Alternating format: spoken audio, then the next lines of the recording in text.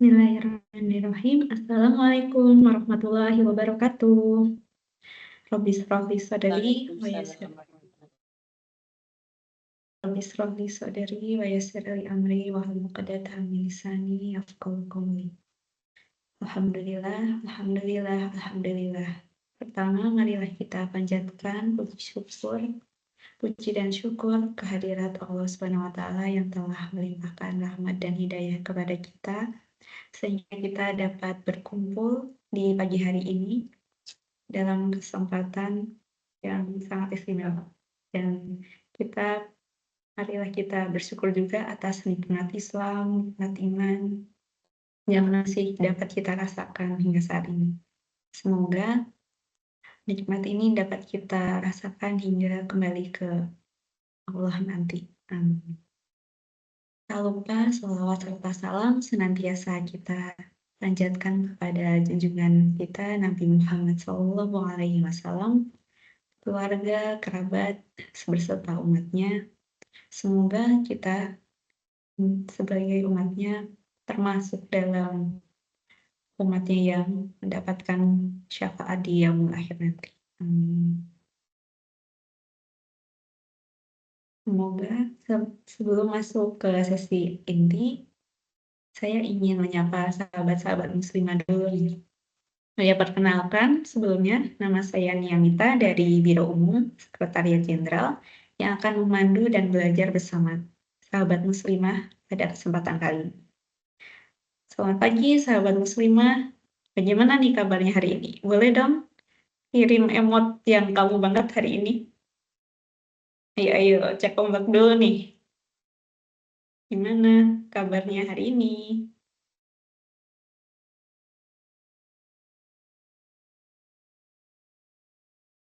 Masya Allah, semoga sehat-sehat semua ya, sahabat muslimah. Dan untuk yang diberikan sakit, semoga segera diberikan kesembuhan dan sehat kembali. Tak lupa kita juga doakan saudara-saudari kita di Palestina ya teman, yang sahabat muslimah semua. Semoga saudari-saudari kita di sana mendapatkan kemudahan, perlindungan dari Allah Subhanahu wa taala. Selanjutnya, saya ingin mengucapkan selamat datang dalam kajian yang dipersembahkan oleh Kamila Sejen dan dengan dukungan dari bimbingan Mental Rohani Sekretariat Jenderal dengan tema Cantik dalam Balutan Taat.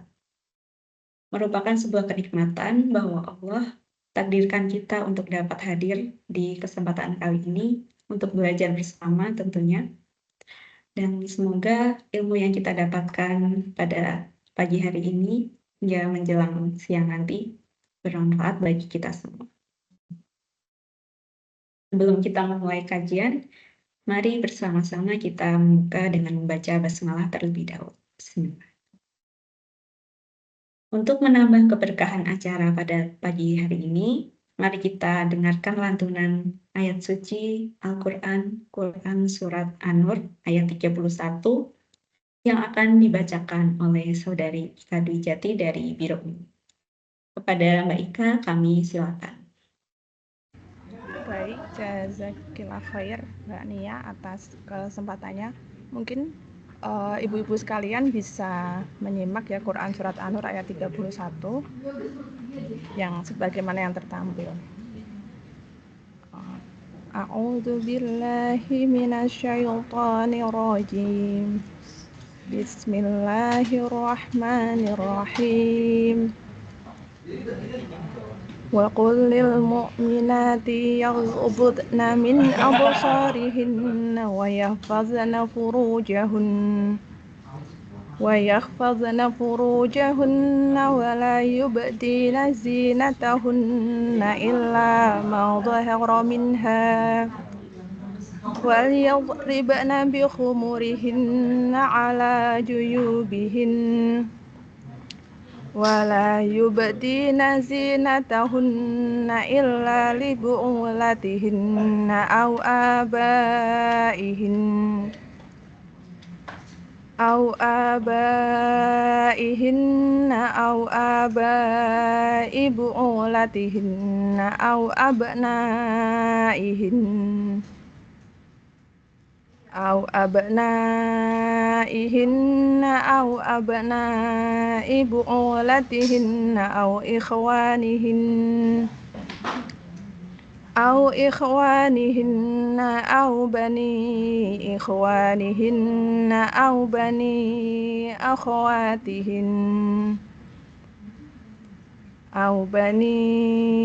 أخواتهن أو نسائهن أو ما ملكت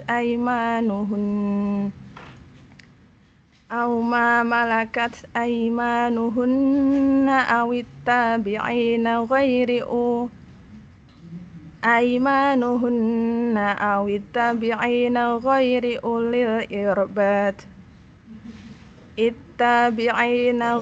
أولي الإربات من الرجال أو الطفل الذين لم يظهروا على عورات النساء ولا يضربن بأرجلهن ليعلم ما يخفين من زينتهن وتوبوا إلى الله جميعا أيها المؤمنون لعلكم تفلحون. Sadaqallahul azim.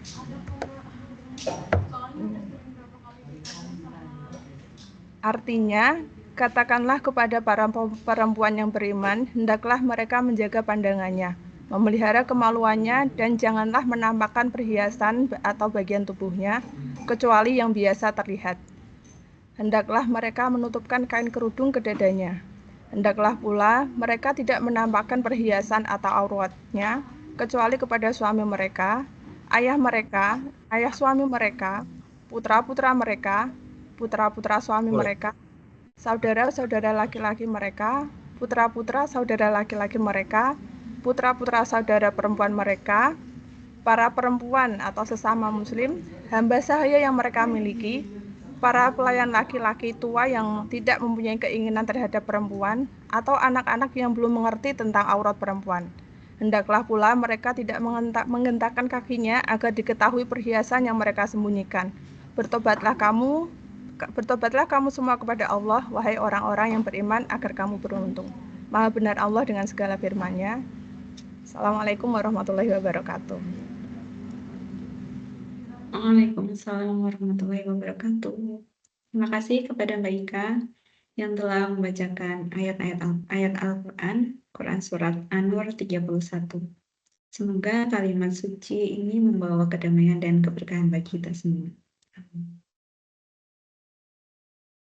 Hari ini kita akan menyelami makna kecantikan dengan tidak mengabaikan rasa taat kita kepada Allah Ar-Rahman Ar-Rahim, sahabat muslim semuanya. Nah, untuk membersamai kita menyelami ilmu pada pagi hari ini, telah hadir bersama kita Ustazah Aini Aryani. Sebelumnya saya untuk membacakan CV beliau. Ustazah Aini menempuh pendidikan di Pesantren Hasan Jufri di Bawean, Gresik, Jawa Timur. Kemudian di Pondok Modern Gontar Putri 1 di Jawa Timur. Kemudian di S1-nya di Fakultas Syariah dan Hukum di International Islamic University Islamabad, Pakistan. Kemudian beliau melanjutkan ke S2 di Fakultas Hukum Ekonomi Syariah, Institut Ilmu Al-Quran Jakarta. Untuk aktivitas beliau saat ini diantaranya yaitu beliau menjadi salah satu tim founder Rumah Fikih Indonesia, kemudian redaktur di www.rumahfikih.com, kemudian menjadi narasumber di Damai Indonesiaku, Islam itu Indah, dan Syariah. Oke. Assalamualaikum warahmatullahi wabarakatuh, Ustazah. Sudah hadir ya?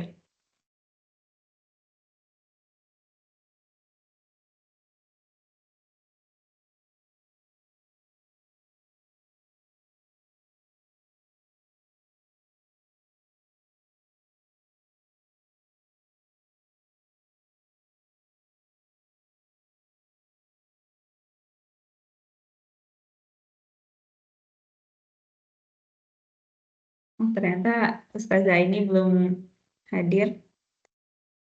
Tunggu sebentar ya sahabat muslimah sekalian.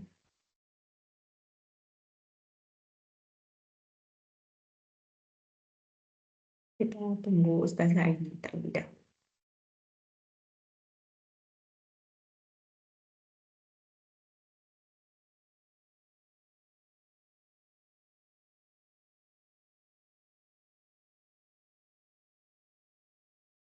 Oh ya, sambil menunggu Ustazah hadir, boleh teman sahabat muslimah sekalian untuk absen terlebih dahulu. Untuk tautan linknya ada di kolom chat ya.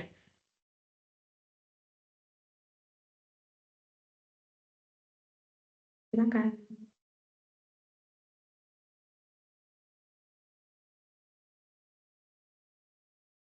Kita bisa scan QR code di layar gawai saudara, teman-teman muslimah sekalian.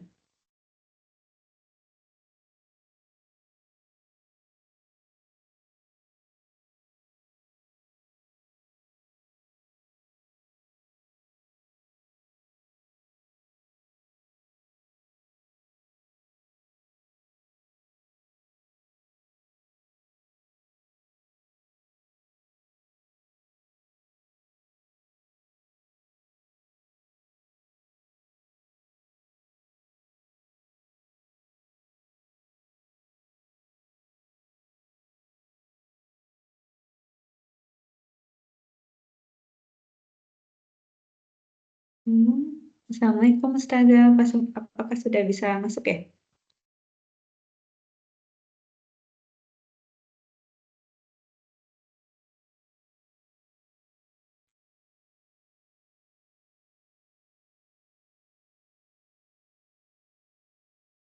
Sepertinya beliau masih berusaha untuk masuk ya, sahabat muslim. Bismillah, kita doakan agar dimudahkan ya beliau ya. Halo, Assalamualaikum. Waalaikumsalam. Insya Allah akhirnya.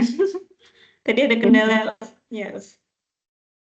Iya, saya kalau Microsoft Teams memang agak-agak lama gitu. Ya, benar, ya. Tab-nya. Gimana nih kabarnya Ustazah hari ini? Baik, alhamdulillah baik. Alhamdulillah. Keluarga sehat-sehat juga, Ustaz? Alhamdulillah sehat semuanya. Ya, sebelum kita masuk ke materi, izin ya Ustaz, kita foto bersama dulu boleh ya Ustaz ya? Ya, baik. Oke. Boleh teman-teman panitia minta tolong ya untuk dokumentasi. Ya, yang mau on cam boleh nih ditunggu sampai hitungan berapa? Di 10, 19, 10, 20 kita foto.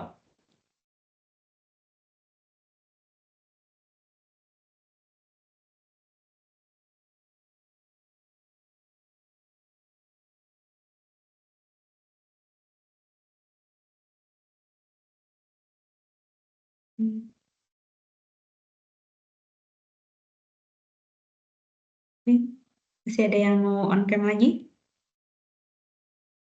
Saya hitung sampai 3 ya. 1, 2, 3. Mungkin kita foto sekarang aja ya. 1, 2, 3. 1, 2, 3. Teman-teman panitia sudah oke ya?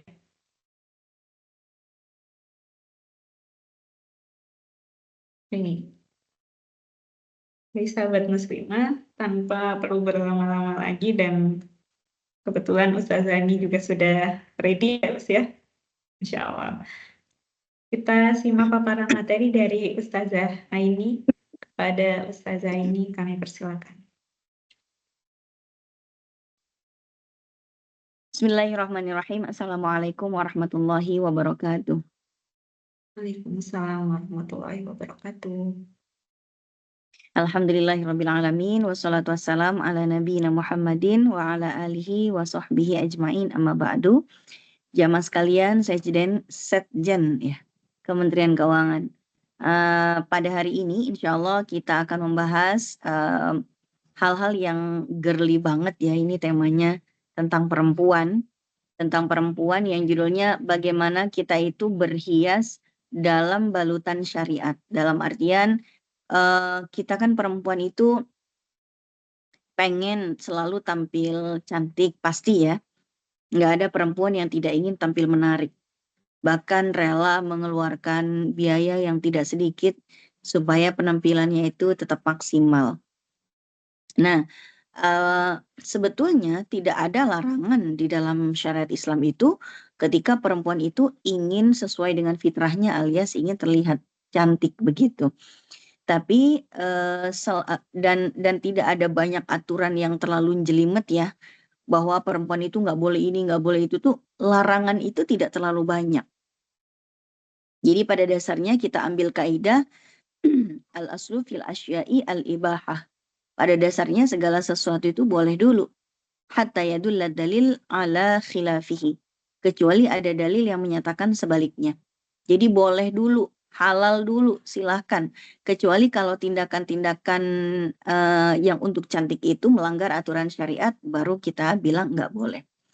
Nanti kita akan bahas perawatan atau tindakan untuk bisa cantik dari perempuan itu yang mana yang boleh dan mana yang nggak boleh.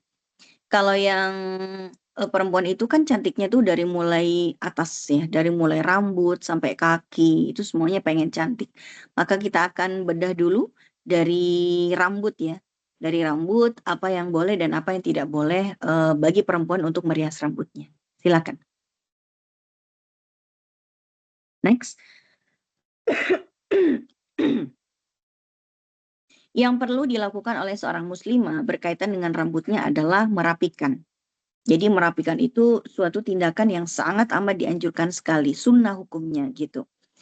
Maka disebutkan kuntu urajilu ra'sa Rasulillah sallallahu alaihi wasallam wa ana haid. Jadi aku dulu menyisir rambutnya Rasulullah. Jadi Aisyah tuh sering nyisirin rambutnya Nabi. Nabi kalau ada tamu sebelum buka pintu selalu nyari sisir dulu gitu ya. Jadi urusan sisir menyisir itu memang hobinya Nabi. Oke, baik. Jadi tentang menyisir, merapikan rambut itu adalah tindakan yang disunnahkan. Berikutnya lagi masih tentang rambut. Nah, sekarang soal menyambung rambut. Menyambung rambut itu tidak diperbolehkan. Kenapa? Karena ada landasannya la'anallahu al-wasila wal mustawsila. Bahwa Allah melaknat perempuan yang menyambung rambutnya dan perempuan yang meminta agar rambutnya disambung. Nanti para ulama berbeda pendapat, sebetulnya menyambung yang seperti apa yang dilarang? Apakah mutlak nggak boleh menyambung sama sekali? Atau adakah tindakan yang diperbolehkan? Nah, itu nanti ada perbedaan pendapat. Coba kita lihat di slide berikutnya.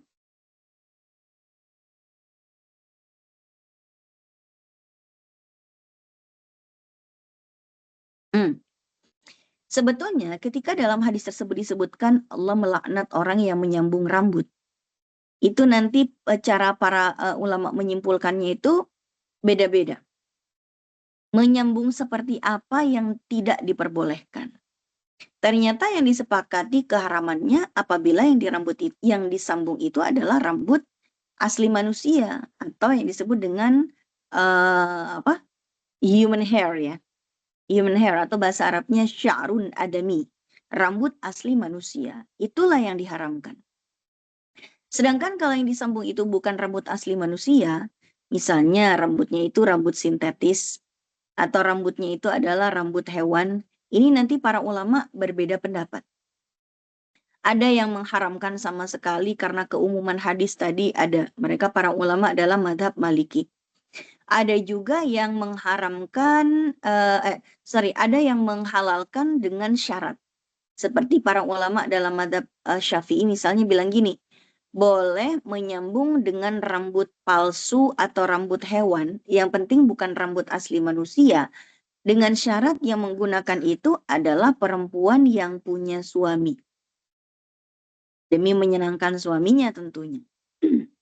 Maka di sini di banyak kitab-kitab para ulama menyebutkan misalnya dalam kitab Mirqatul Mafatih disebutkan bahwa menyambung rambut dengan rambut selain rambut manusia, hukumnya adalah bila dilakukan bagi wanita yang single yang tidak punya suami, single dalam artian gadis atau janda ya, maka tidak boleh dilakukan. Lagian untuk apa juga? Untuk menarik pesonanya siapa juga gitu ya. Kan dia sedang tidak bersuami. Tapi bila dilakukan bagi wanita yang bersuami, para ulama berbeda pendapat. Kata para ulama dalam mazhab Syafi'i boleh kalau diizinkan oleh suaminya. Kata Imam Malik nggak boleh, apapun nggak boleh. Boleh asal sambungannya tidak berbentuk mirip rambut manusia. Jadi kalau misalnya mirip banget dengan rambut manusia, kata Al-Laits nggak boleh. Tapi dalam mazhab Syafi'i nggak penting mirip atau tidak mirip. Yang penting yang disambung bukan rambut manusia.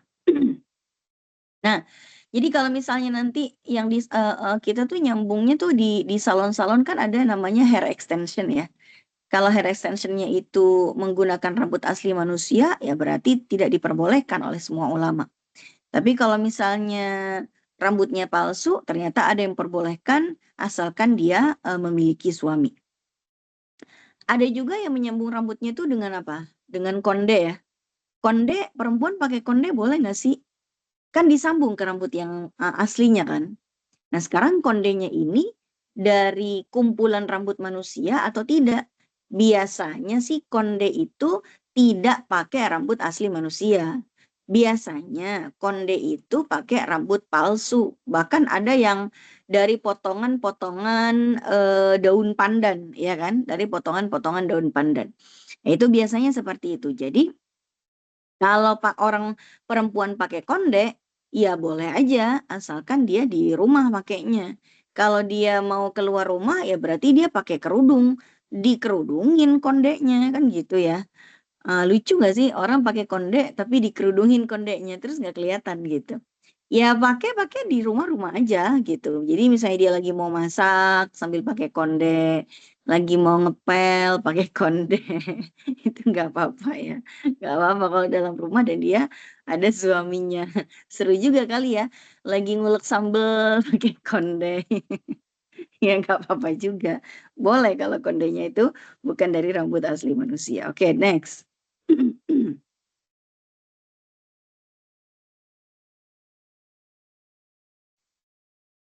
Nah ini dia, merapikan rambut itu disunahkan, sedangkan menyambung rambut itu kalau rambutnya rambut asli manusia berarti diharamkan. Kalau rambutnya rambut hewan atau sintetis berarti para ulama nanti berbeda pendapat. Kemudian sekarang mewarnai rambut. Nah sekarang kalau rambut itu mau diwarnai boleh nggak sih? Ternyata selama rambut itu diwarnai dengan warna selain hitam itu diperbolehkan. Misalnya warnanya, misalnya lagi mau nobar nonton timnas di rumah gitu kan, di rumah nih judulnya. Itu yang sebelah kanan rambutnya dicat merah, sebelah kiri putih gitu ya. Ingin menunjukkan nasionalisme, nggak apa-apa juga. Jadi rambutnya dicat warna merah dan putih, nggak apa-apa.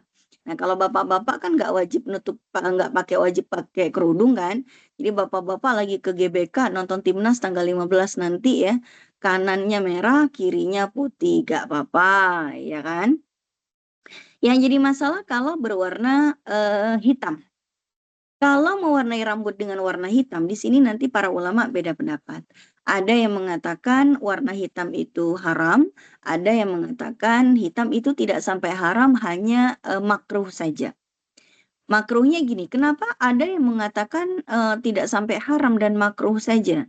Karena ada sebagian riwayat yang mengatakan bahwa Hasan atau Husain, cucunya Nabi, sepeninggalnya Nabi, dia menyemir rambutnya dengan warna hitam. Ada juga beberapa pasukan mujahidin ketika perang itu juga menyemir rambutnya dengan warna hitam sehingga uban-ubannya itu terwarnai hitam semua. Nah, akhirnya sebagian ulama mengatakan jadi mewarnai dengan warna hitam tuh nggak haram-haram banget, makruh saja gitu ya. Tapi sebagian yang lain mengatakan, oh enggak, mewarnai hitam itu hukumnya haram. Tapi memang ada pengecualian. Pengecualiannya apa? Yang boleh mewarnai warna hitam. Pertama, para mujahidin yang sudah tua, lalu dia boleh menyemir atau mewarnai rambutnya dengan warna hitam. Dengan tujuan agar mengelabui musuh. Ketika pasukan umat Islam banyakkan yang tua misalnya, udah pada beruban, begitu disemir semuanya dengan warna hitam, semuanya pada, semuanya pada, musuhnya itu pada terkecoh. Wah, umat Islam itu pasukannya masih pada segar bugar ya, rambutnya aja pada hitam gitu. Kemudian yang diperbolehkan yang nomor 2, orang yang mewarnai dengan rambut hitam, warna hitam rambutnya, adalah mereka yang masih sangat muda belia, tapi mungkin ada masalah dengan rambutnya, entah terlalu sering terkena matahari atau apa, sehingga dia mewarnai rambutnya dengan warna hitam. Baik, berikutnya.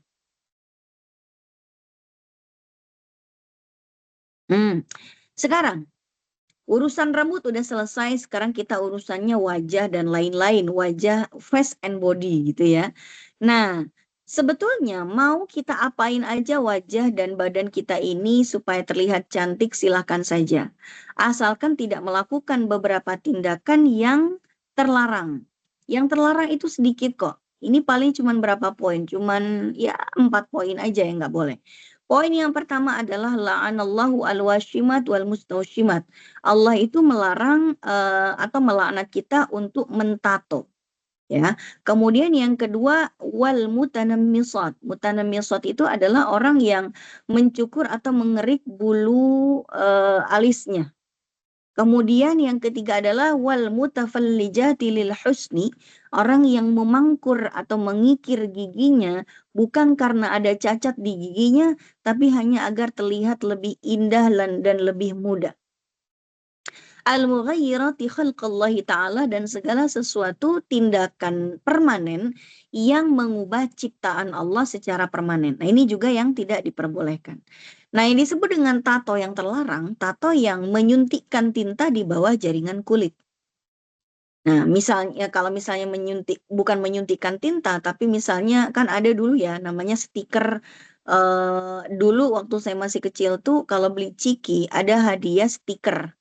Stikernya buat ditempelin di tangan, habis itu ketika udah nempel gitu ya, nanti di tangan ada gambar Batman, ada jagoan neon gitu ya. Nah, itu tuh nggak haram. Karena kapanpun bisa dilap, bisa diusap pakai minyak kayu putih juga hilang itu ya, tato-tatoannya. Nah, yang tidak boleh itu adalah tato yang menyuntikkan tinta di bawah jaringan kulit, itu yang terlarang. Sulam bibir ternyata memiliki unsur tato juga. Kenapa? Karena sulam bibir itu menyuntikkan tinta ke bawah jaringan bibir sehingga warna bibir itu menjadi warna yang sesuai dengan warna tintanya. Dan itu sifatnya permanen. Dalam artian permanen itu bisa last long sampai berbulan-bulan. Tidak bisa dikembalikan ke warna asal sekapanpun diinginkan. Sangat berbeda dengan kalau kita pakai lipstik. Kalau kita pakai lipstik, kapanpun kita mengusap dengan tisu, maka akan kembali ke warna yang aslinya bibir kita, gitu. Begitu juga sulam alis. Sulam alis itu ada tindakan ya, tergantung metodenya sebetulnya. Ada metode dari sulam alis itu yang memasukkan tinta ke jaringan kulit. Jadi alisnya itu dirapiin dulu sesuai dengan gambar yang diinginkan, lalu dimasukkanlah tinta ke bawah jaringan kulit, maka kemudian langsung berbentuk. Itu ya, berbentuk tuh sulam alisnya, itu nggak boleh. Kemudian mencukur alis tadi udah. Jadi alis tuh kalau mau kita bentuk, kita pakai pensil warna lagi. Pakai pensil alis aja gitu ya. Ya kalau mau pakai pensil alis nggak apa-apa, diwarnain hijau, ungu gitu ya.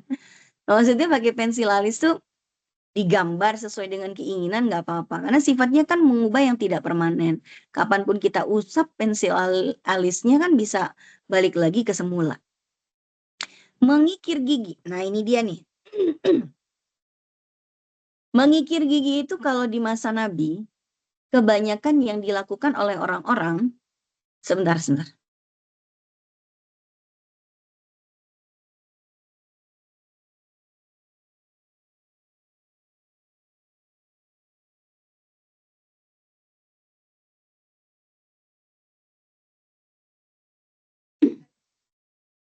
Jadi jamaah sekalian, memangkur atau mengikir gigi itu apa ya namanya? Kalau di masa Nabi memangkur gigi itu yang dikerik itu bukan bagian bawahnya, tapi bagian pinggirannya. AC-nya mana tuh, nyalain AC. Ketika misalnya dipangkur bagian giginya kiri kanannya itu, nah itu kalau di masa Nabi yang kayak gitu yang dianggap bagus. Jadi kalau standar gigi yang indah di masa Nabi itu, makin jarang-jarang giginya, makin renggang giginya, itu makin menarik.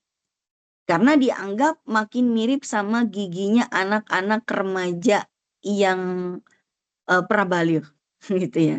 Jadi kayak awet muda gitu. Bapak-bapak yang lagi dipangkur giginya itu kelihatan jadi lebih awet muda gitu. Itu kan standar ganteng atau cakep di masa itu ya.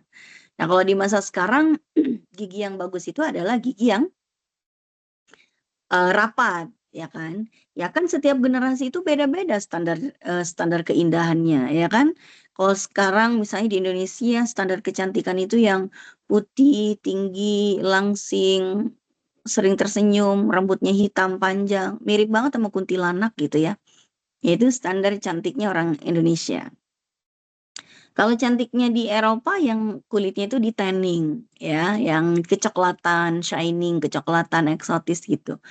Ya pasti beda-beda standar kecantikan itu. Kalau di masa Nabi gigi yang indah itu adalah gigi yang renggang.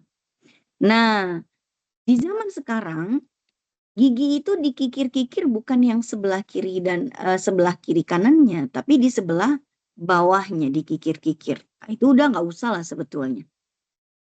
Kecuali nanti ada tindakan-tindakan yang diperbolehkan dalam rangka untuk pengobatan atau menutupi aib nanti ada. Kemudian mengubah ciptaan Allah secara permanen itu juga nggak boleh. Contohnya implan payudara, payudaranya udah cukup menarik, udah berapa misalnya 32 apa 34 ukuran beranya masih kurang gede, mau ditambah jadi ukuran 41 gitu ya. Iya nggak usah lah, biasa aja gitu. Selagi payudaranya itu normal, tidak usah diimplan-implan. Kemudian operasi hidung. Hidungnya kurang mancung, akhirnya diimplan. Itu harusnya tidak usah ya. Jadi semua yang permanen dan tujuannya hanya sekedar untuk kecantikan itu tidak diperbolehkan. Oke, baik. Berikutnya lagi.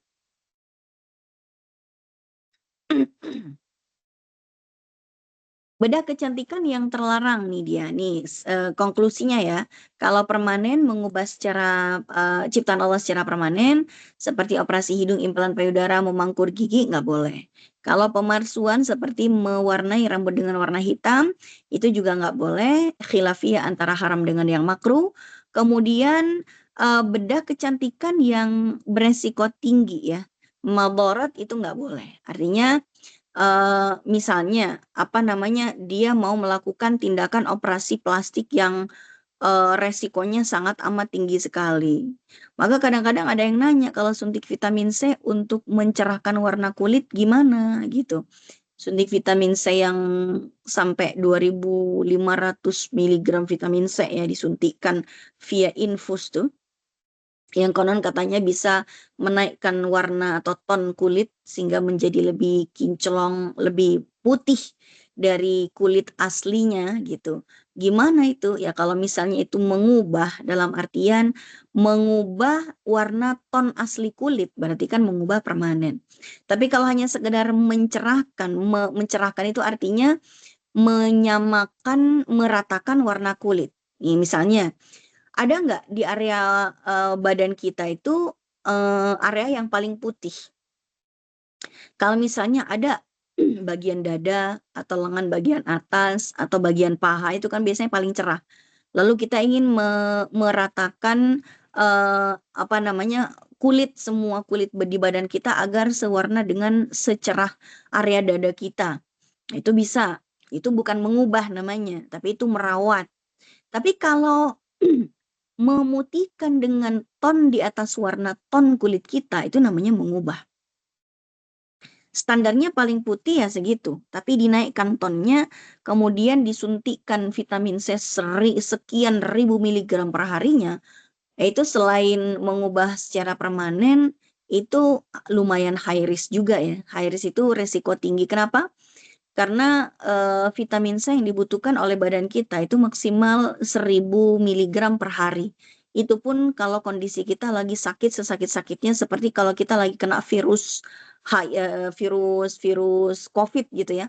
Orang kalau COVID itu perlu vitamin C sampai 1000 miligram, jangan lebih. Kalau lebih bisa toksik gitu, bisa keracunan dia dengan vitamin C yang terlalu berlebihan. Nah, orang yang suntik vitamin C dengan diinfus bisa 2500 mg per hari vitamin C, itu betul-betul menyiksa cara kerja ginjal. Ya pastinya disuruh minum air putih yang banyak, tapi tetap aja nyiksa ginjal kan. Tapi intinya hindarilah tindakan-tindakan yang mudaratnya atau efek sampingnya terlalu tinggi. Padahal manfaatnya pun tidak terlalu darurat. Ada ininya. Ya. Oke, berikutnya lagi. Nggak tahu. Next slide.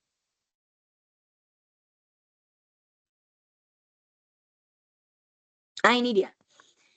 Kapan seseorang itu bisa melakukan tindakan yang terlarang seperti tato, apa segala macam itu kapan? Coba di slide sebelumnya. Di slide sebelumnya. Iya, ini dia. Inna hadhil hurmah laysat mutlaqah wa innama hiya maqsurah ala man taf'al dzalika lil husni. Jadi hadis yang tadi yang diriwayatkan oleh Imam Bukhari itu disyarah, dijelaskan kembali oleh Ibnu Hajar Al-Asqalani dalam kitabnya Fathul Bari. Nah, yang tadi dikatakan bahwa mentato, mengerik alis, apalagi mengerik, apalagi ya, apa aja sih tadi itu, memangkur gigi, mengubah ciptaan Allah secara permanen, itu sebetulnya nggak bolehnya hanya kalau tujuannya untuk menambah kecantikan saja, tidak karena yang lain. Nah, terus kapan dong boleh melakukan itu? Kata Ibnu Hajar Al-Asqalani dalam Fathul Bari, amma law ihtija ilaihi li'ilajin aw 'aibin fi sinni wa nahwihi fala ba'sa bihi. Nah, boleh melakukan itu tadi semua kalau untuk tujuan pengobatan atau untuk memperbaiki aib. Jadi dua bolehnya. Kalau untuk pengobatan dan untuk memperbaiki aib. Contohnya misalnya nih, ada orang, kita kan nggak boleh implan payudara ya, karena itu tindakan permanen yang mengubah bentuk payudara yang asli dikasih sama Allah tuh nggak boleh diutak-atik, udah size-nya segitu nggak usah di-upgrade lagi gitu. Nah kalau misalnya ada orang yang dia kenai kanker payudara dan ternyata dia itu diangkat salah satu payudaranya, pasti aib dong jadinya. Mana ada perempuan yang pede hanya dengan satu payudara sebelah kanan doang, tapi kiri nggak punya. Itu aib pasti. Semua orang di dunia pasti sepakat itu aib. Perempuan kok punya payudara cuma satu, aib dong. Nah, boleh nggak kalau dia melakukan implan payudara khusus di sebelah kiri? Karena apa? Yang sebelah kiri habis diangkat akibat kena kanker payudara. Dilakukanlah tindakan operasi implan payudara sebelah kirinya. Nah, maka itu diperbolehkan. Kenapa? Satru aibin, menutup aib, memperbaiki aib. Gitu. Tapi size-nya ya harus sama dengan yang kanan. Jangan mentang-mentang implan payudara sebelah kiri diperbolehkan pasca operasi kanker payudara. Terus akhirnya ya udah deh sekalian aja implan sekalian gedein aja. Terus yang sebelah kanan nanti beda dong size-nya sama yang kiri kegedean. Ya udah yang kanan dioperasi aja sekalian biar sama. Ya nggak boleh. Kenapa? Karena kaidahnya ad-daruratu tuqaddar biqadariha. Tindakan yang darurat yang memperbolehkan kita melakukan hal-hal yang tadinya diharamkan, itu harus sesuai dengan kadar kedaruratannya. Kedaruratannya itu kan hanya sekedar biar payudaranya nggak cuma satu. Ya berarti harus disamain dong implannya yang kiri itu dengan size yang kanan. Bukannya yang kanan di-upgrade juga, enggak. Terus, misalnya apa lagi? Coba di slide berikutnya.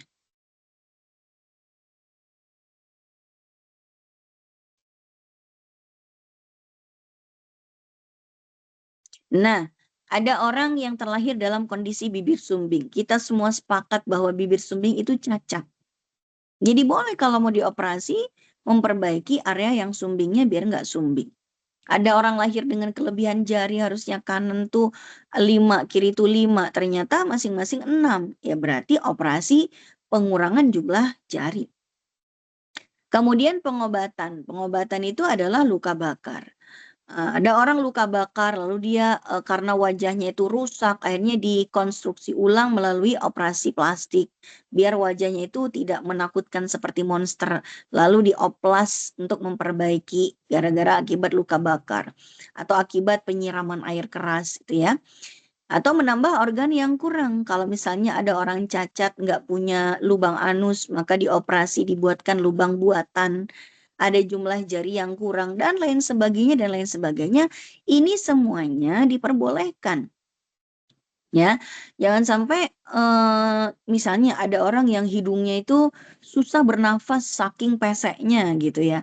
Lalu ya dibuatkanlah bentuk hidung yang membuat dia tidak kesulitan untuk bernafas gitu. Tapi kalau hidungnya itu udah normal, lubang hidung juga ngadep ke bawah, walaupun nggak mancung-mancung amat ya biarin aja. Kita tuh tidak perlu insecure sebetulnya sama kalau kita ngebandingin sama hidung-hidungnya orang bule ya. Orang bule aja bilang hidung kita itu cute kok. Orang Asia itu cuteness gitu kan. Ya, alhamdulillah kita itu hidungnya imut-imut. Jadi nggak ada ceritanya orang di Indonesia berantem mengalami patah hidung. Ya emang nggak ada tulangnya gitu ya. Coba kalau lihat film-film Hollywood. Film-film Hollywood kalau orang berantem pasti yang patah duluan tuh hidungnya. Ya karena hidungnya yang mancung bertulang. Jadi kalau berantem cedak, nah itu hidungnya duluan yang dipatahkan. Nah kalau di Indonesia mau matahin hidung yang mana gitu ya. Orang penyangganya juga tulang hidungnya lunak kok gitu. Nah oke, jadi intinya bedah kecantikan itu ada yang boleh, ada yang tidak boleh. Baik, berikutnya lagi. Nah, jamaah sekalian, selain tadi ada larangan, sekarang kita akan membahas anjuran. Anjuran menjaga dan merawat diri kita. Merawat apa yang Allah berikan kepada kita. Khamsun minal fitrah, ada 5 perkara fitrah yang disunahkan untuk kita jaga. Yang pertama adalah al-khitan. Apa yang disebut dengan al-khitan? Khitan ini buat anak laki-laki itu hukumnya wajib. Menurut pendapat para ulama dalam madhab Syafi'i dan madhab Hambali, khitan itu hukumnya wajib buat anak laki-laki. Sementara buat anak perempuan, khitan itu khilafiyah. Ada yang mengatakan wajib, ada yang mengatakan tidak wajib. Ya, jadi memang khitan ini ada yang mengatakan wajib, buat anak perempuan ada yang bilang wajib, ada yang bilang tidak wajib. Tapi buat anak laki-laki kebanyakan mengatakan wajib. Nah, kemudian al-istihdad nih. Istihdad itu adalah mencukur atau membersihkan bulu kemaluan. Seperhatian itu Nabi kita sama kita ya umatnya gitu. Sampai urusan bebersih area kemaluan aja itu ada tuntunannya. Al-istihdad itu artinya mencukur bulu kemaluan dan para ulama mengatakan bahwa setidak-tidaknya mencukur atau membersihkan bulu kemaluan itu setiap maksimal 40 hari sekali. Ya kalau misalnya sudah rimbun sebelum 40 hari, alangkah baiknya tidak usah menunggu 40 hari gitu ya. Syukur-syukur setiap kali habis mandi dari haid kan sekalian dicukurin di situ. Kalau nanti ada yang nanya gini, kalau di waxing gimana? Di waxing itu boleh apa enggak?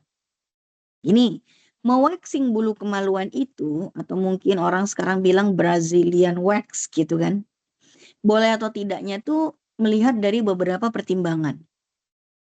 Pertama, apakah melakukan waxing di area kemaluan itu safe dan tidak safe? Apakah memunculkan madharat, reaksi efek samping yang berlebihan atau tidak? Dan yang penting lagi pertimbangannya adalah siapa yang melakukannya. Karena area kemaluan itu tidak boleh kita perlihatkan pada orang lain kecuali diri kita sendiri dan suami. Sesama muslimah itu tidak boleh melihat kemaluan muslimah yang lain, kecuali tentu dalam keadaan darurat saat melahirkan dan lain sebagainya silakan. Tapi kalau urusan hanya sekedar waxing, apakah itu tindakan darurat atau tidak? Tentu tidak, ya kan? Itu bukan tindakan yang tindakan yang darurat, bukan. Sehingga tidak memperbolehkan orang lain melihat kemaluan kita. Ya kalau yang melakukan tindakan waxing adalah suaminya sendiri ya silakan-silakan aja, ya kan? Atau misalnya dirinya sendiri mau waxing sendiri silakan aja kalau bisa gitu. Nah, kalau orang lain yang melakukan ya jangan, itu area yang menjadi batasan aurat sesama muslimah. Apalagi yang melakukannya cowok, terapisnya bukan suaminya, lebih parah. Nggak boleh dong. Baik. Kemudian yang ketiga adalah taklimul azfar. Taklimul azfar itu adalah memotong kuku. Dan memotong kuku ini bukan setiap 40 hari sekali. Tapi sebaiknya setiap pekan sekali. Setidak-tidaknya seminggu sekali. Sunnahnya paling bagus itu di hari Jumat. Tapi kalau misalnya tidak di hari Jumat, afdolnya lagi di hari Senin atau Kamis. Namun jika tidak memungkinkan di hari-hari itu boleh di hari manapun saja. Walaupun memang afdolnya di hari Jumat. Kemudian wanatful ibti. Natful ibti itu artinya membersihkan bulu ketiak. Entah itu dicukur, entah itu dicabut, manapun yang paling minim resikonya. Nah, ini juga sama seperti istihadat tadi, setidak-tidaknya setiap 40 hari sekali.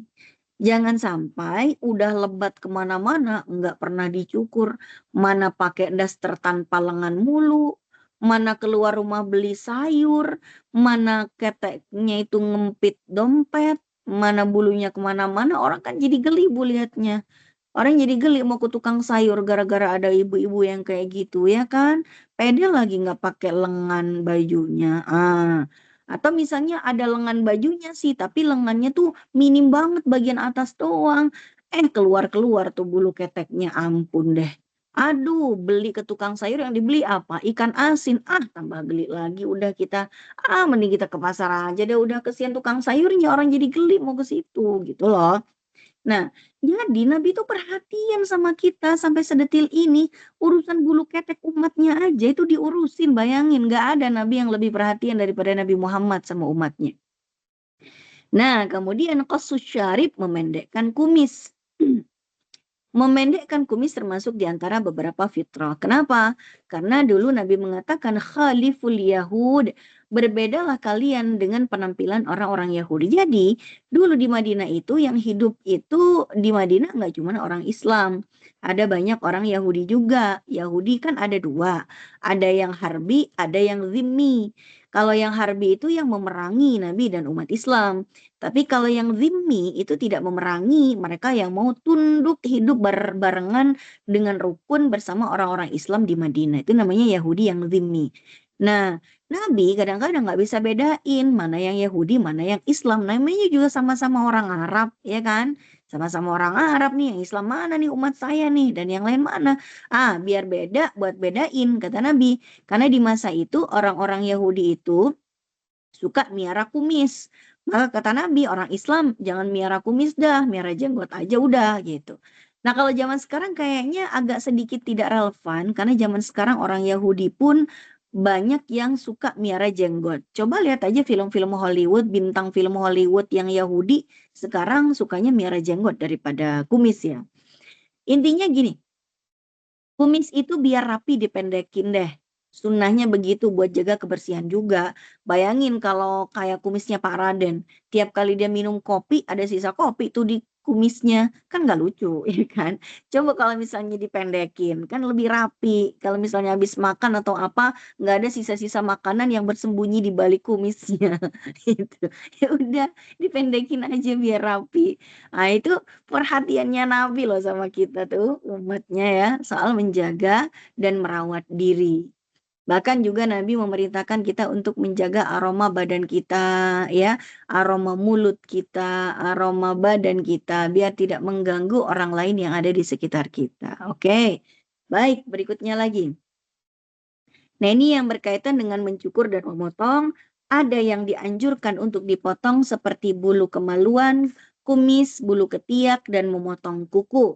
Sedangkan yang dilarang itu adalah mencukur alis misalnya, mencabut uban juga.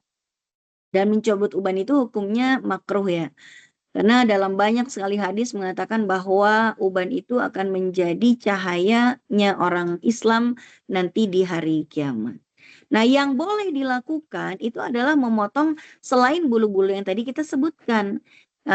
Selain bulu kemaluan, selain bulu kumis, bulu ketiak, dan uban serta alis tuh bulu apa? Bulu kaki. Nah, kalau bulu kaki di waxing silahkan.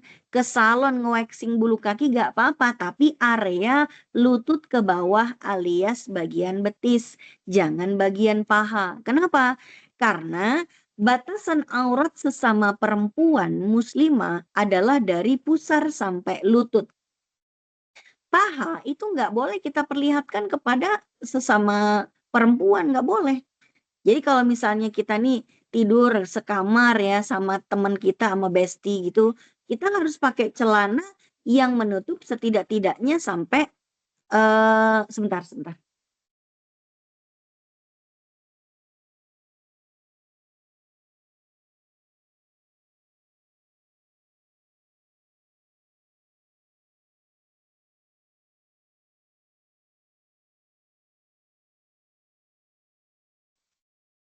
Ya.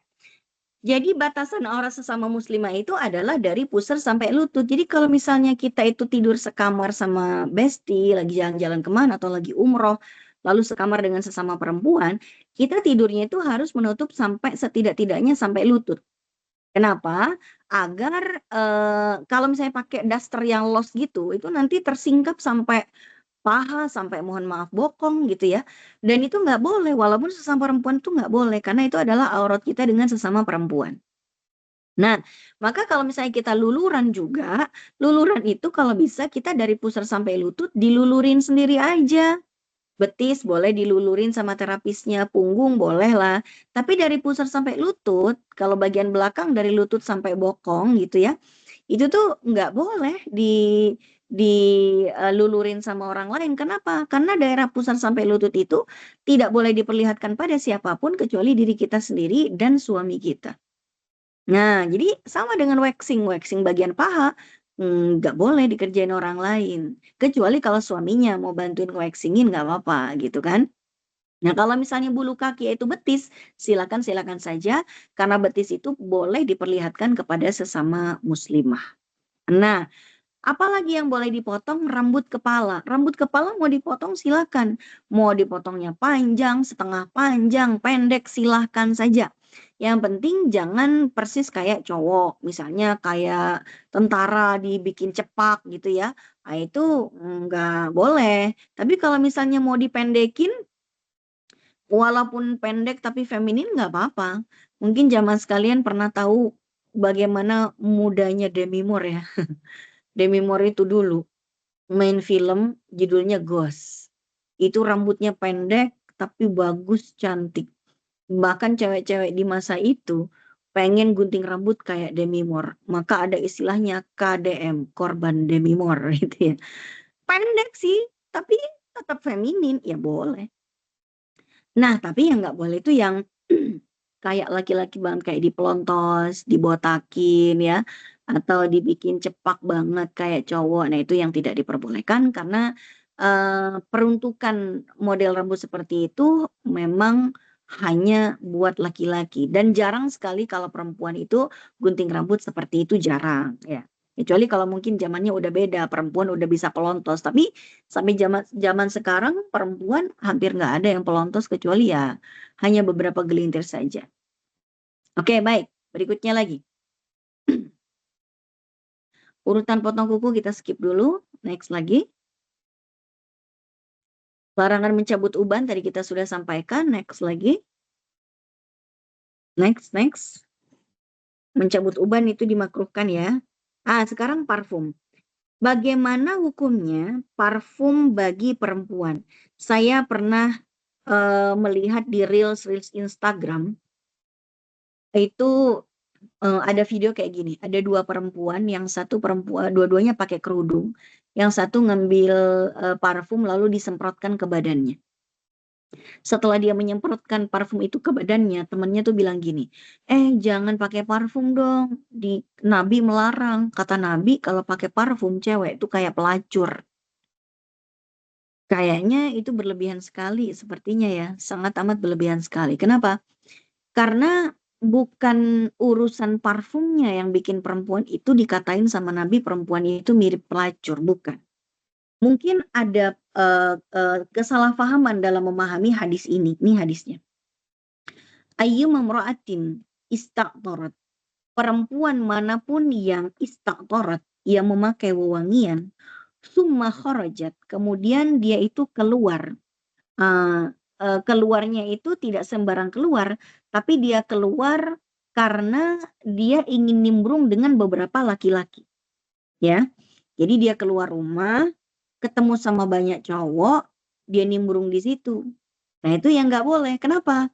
Biar cowok-cowok itu mencium aroma parfumnya. Nah, itu yang tidak diperbolehkan ya.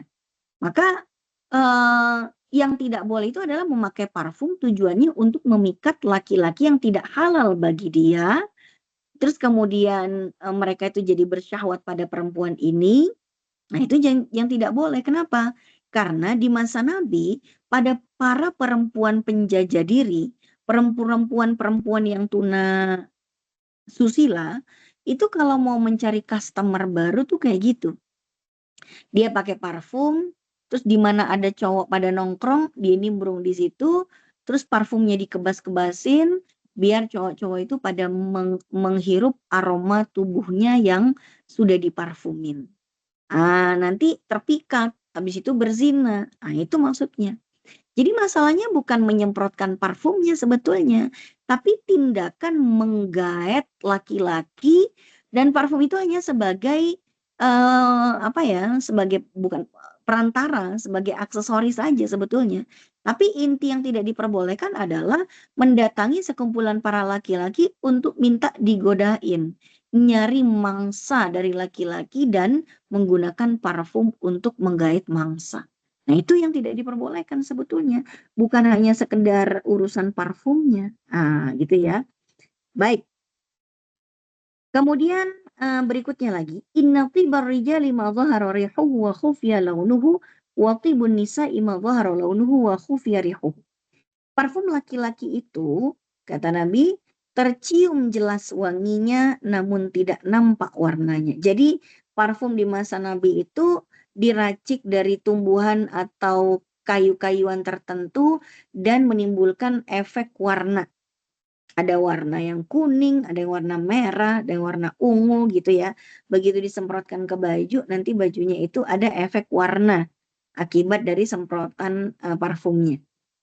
Nah, parfumnya laki-laki itu dipilih yang wanginya tercium jelas, tapi warnanya samar-samar. Karena kalau warna-warni itu nanti jadi khusus khas parfumnya perempuan.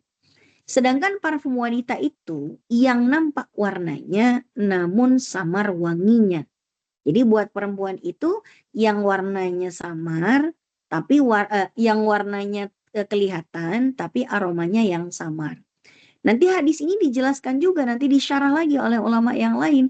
Seperti apa sih yang dimaksud dengan aroma parfum perempuan yang samar aromanya, kayak gimana standarnya?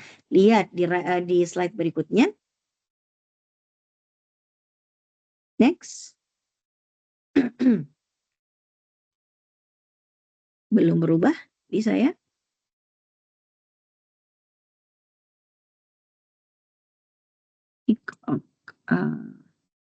Di slide sebelumnya lagi, mohon. Ini ya. Lil mar'ati an tutayyiba fi ghairi baitiha bima dhahara launuhu wa khufiya rihuhu kal wardi wal yasmin. Jadi yang dimaksud dengan parfum yang aromanya itu samar adalah aroma yang seperti al-wardi wal yasmin. Seperti aroma mawar, aroma melati, yang kira-kira seperti itu. Tidak terlalu menusuk warnanya seperti aromanya seperti aroma-aroma parfum laki-laki. Baik, berikutnya. Dan parfum yang diperbolehkan buat perempuan dan bisa mendapatkan pahala tersendiri adalah kalau dia menggunakannya diniatkan untuk menyenangkan hati suaminya. Khairu nisaikum man idza nazara ilaiha zaujuha sarrathu. Sebaik-baik istri kalian adalah jika suaminya memandangnya, si istri membuat suaminya senang. Dipandang aja nyenengin, apalagi dideketin, diendus, aromanya enak gitu ya. Nah, sebisa mungkin kita kalau masak di rumah habis nyambel terasi gitu ya, begitu suami mau pulang mandi dulu kali ya. Apalagi pakai parfum serot-serot, oh udah deh sambut suaminya. Nah, seneng dia. Kenapa? Suami pulang dari kantor, mungkin di kantor banyak perempuan yang bening-bening gitu ya wajahnya, sampai di rumah pengen ngeliat istrinya bening juga. Ya wajar sih, manusiawi ya. Oke, baik. Berikutnya. Nah, sekarang bagaimana dengan parfum yang beralkohol? Boleh atau tidak? Jadi gini, banyak orang-orang yang mengatakan bahwa gini, katanya parfum itu ada alkoholnya. Alkohol itu najis. Terus kalau alkohol itu najis, berarti kalau disemprotin ke baju, bajunya nggak bisa dipakai buat sholat dong. Gara-gara apa? Gara-gara najis. Kan kalau sholat nggak boleh ada najisnya.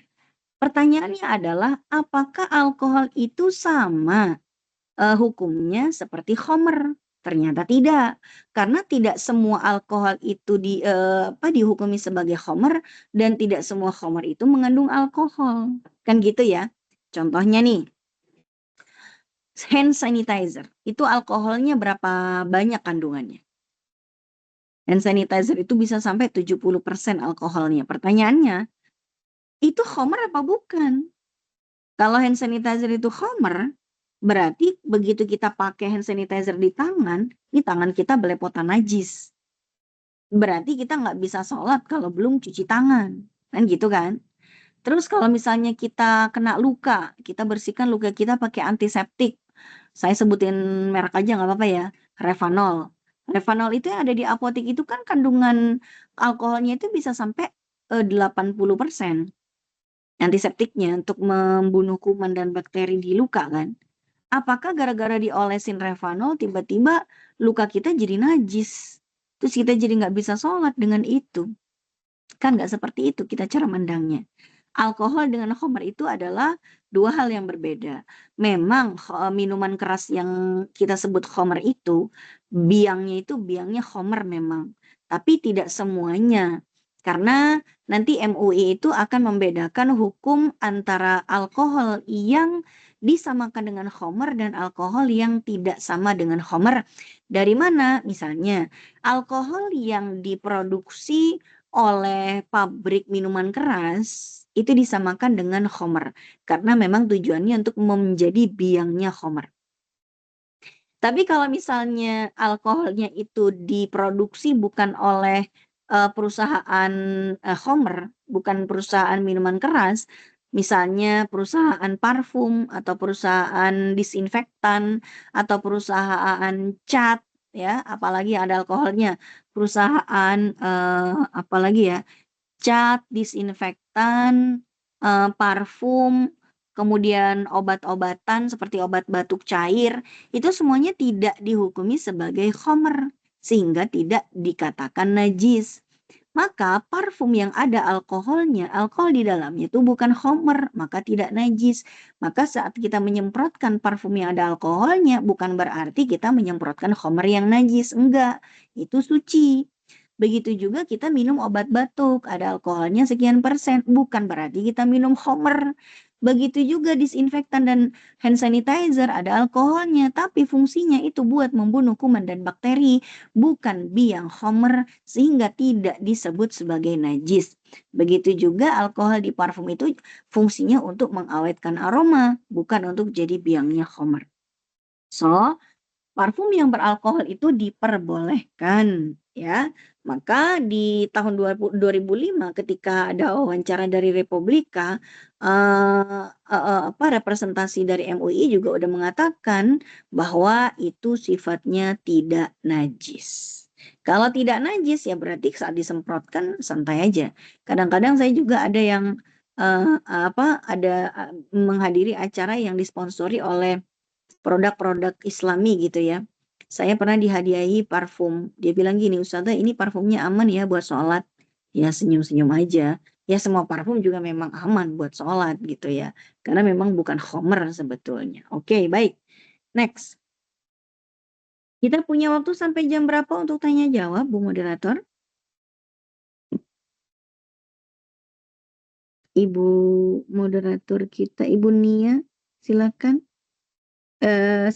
Kita punya waktu jam berapa untuk buka tanya jawab?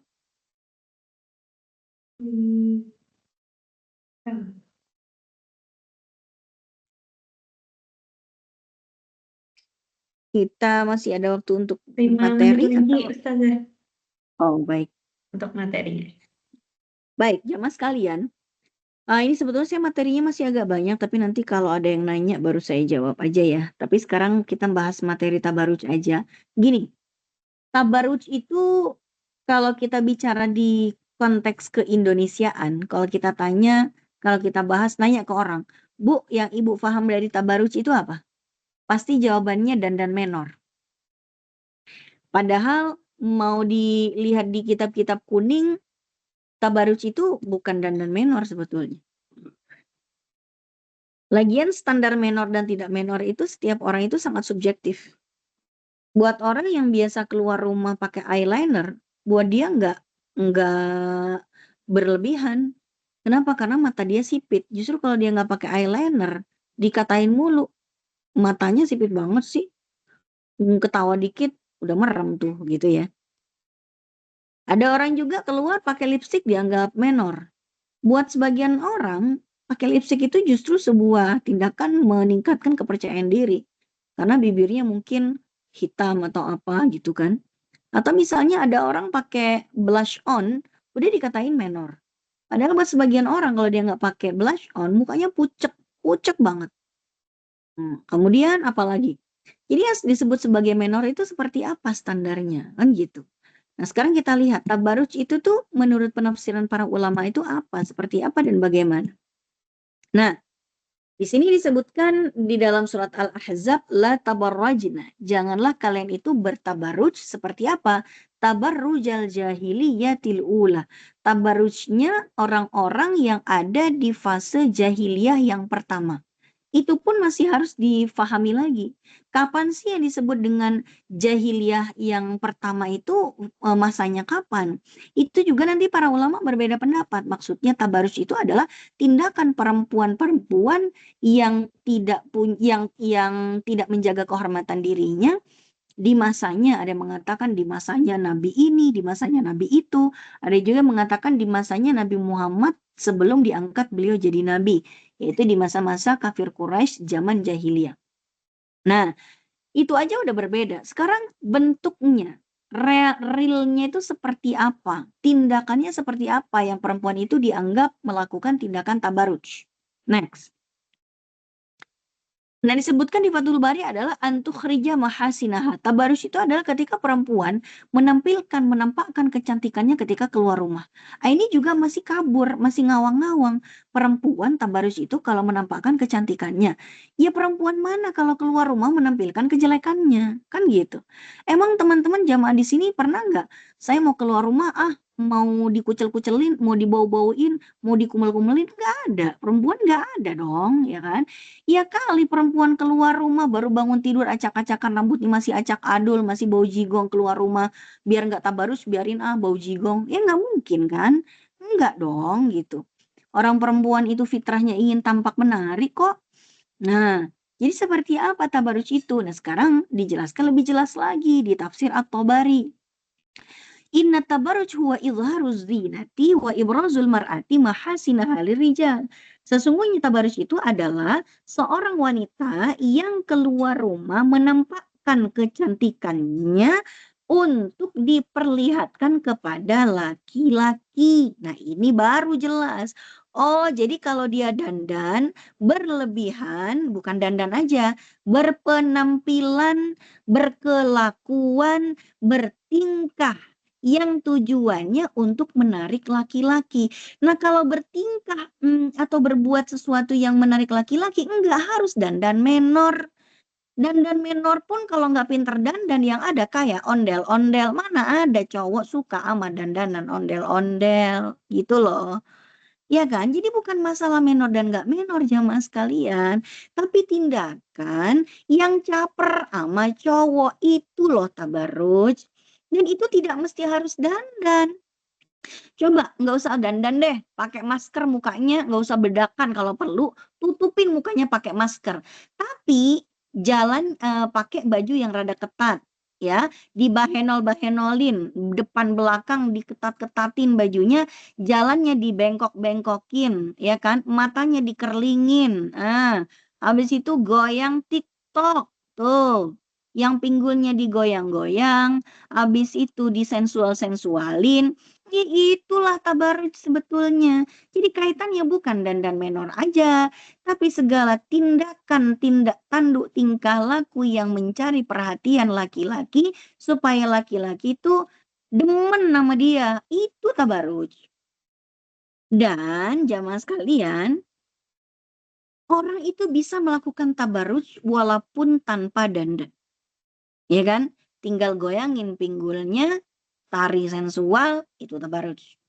Ada juga nggak keluar rumah sama sekali, nggak posting apapun di media sosial, tapi dia bisa melakukan tindakan tabarruj. Dengan apa? Terima telepon dari laki-laki, suaranya dimanja-manjain, digenit-genitin, didesah-desahin, itu juga tabarruj. Karena sama saja itu melakukan tindakan yang apa? Yang mengundang syahwatnya laki-laki. Maka hati-hati terima telepon dari laki-laki. Nggak mentang-mentang dia pakai peci, telepon tengah malam bangunin tahajud, terus dia bukan buaya darat. Hati-hati, itu jangan-jangan playboy visabilillah. Hati-hati. Di telepon tengah malam, Assalamualaikum ukhti. Mengingatkan di sepertiga malam yang terakhir, kalau belum tahajud, mari kita tahajud bersama. Hah, tahajud bersama? Kok bisa? Saya kan di sini, Anda di sana, kita beda tempat tinggal. Nggak apa-apa, ukhti. Walaupun kita sholatnya tidak di tempat yang sama, tapi di bawah langit yang sama. Blokir tuh buaya darat. Buaya darat dia, pemain dia, suhu dia. Jangan sampai GR Anda digituin. Mungkin Anda itu bukan yang pertama digituin. Anda di dalam daftar list yang ditelepon mungkin udah nomor ke-18 atau nomor ke-25. Udah berapa cewek yang dia telepon dari tadi. Maka jemaah sekalian, hati-hati juga kita terima telepon. Kalau nggak darurat, jangan diangkat di jam-jam orang istirahat. Itu buaya darat lagi berpraktek, lagi mencari mangsa. Oke, baik jemaah sekalian. Kemudian tabarruj seperti apa? Nah, ini dia Muqatil bin Hayyan mengatakan at-tabarruj annaha tulqil khimaru ala ra'siha wa la tushidduhu fayuwari qalaidaha wa qurtaha wa unuqaha. Nah, ini juga tabarruj nih. Jadi perempuan itu disebut tabarruj kalau apa? Misalnya dia pakai kerudung. Dia taruh kerudung di atas kepalanya, tapi tidak tidak dililit kayak orang Arab kalau pakai kerudung kan kerudungnya bukan kerudung segi 4 atau bergo kayak kita kan, tapi pakainya pasmina. Pasminanya ditaruh di kepala, tapi cuma ditaruh di kepala doang, tidak dililitkan sehingga lehernya kelihatan, ya, dadanya kelihatan, kalung antingnya kelihatan karena nggak dililitkan. Nah, itu juga termasuk tabarruj. Nah, jadi tabarruj itu adalah tindakan yang tidak menutup aurat dengan sempurna. Jadi orang yang nggak pakai kerudung, yang menutupi lehernya, itu disebut dengan tabarruj. Gitu loh. Misalnya yang pakai turban doang tuh, pakai turban di kepalanya, kan lehernya kebuka, itu tabarruj. Walaupun dia nggak pakai lipstik, nggak pakai eyeliner, nggak pakai dandanan apa-apa, itu tabarruj. Maka jamaah sekalian, tabarruj tidak selalu berkaitan dengan dandan menor. Itu ya. Oke, berikutnya lagi. Next, masih ada atau udah habis? Oh, udah habis. Oke.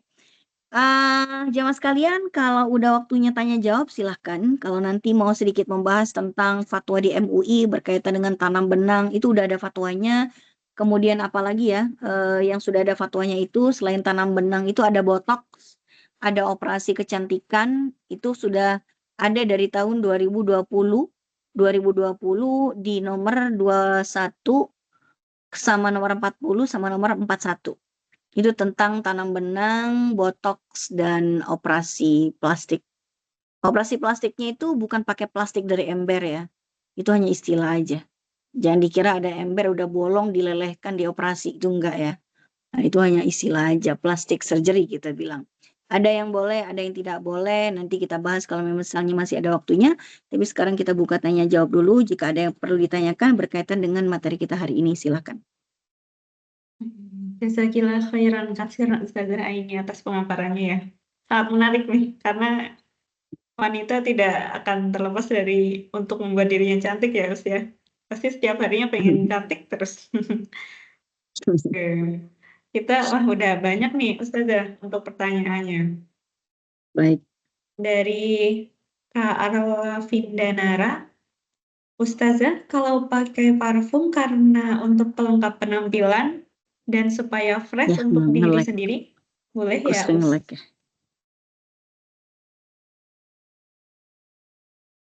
Matiin aja videonya. Sepertinya terputus ya Ustazah ya? Kenapa ini mencari jaringan mas?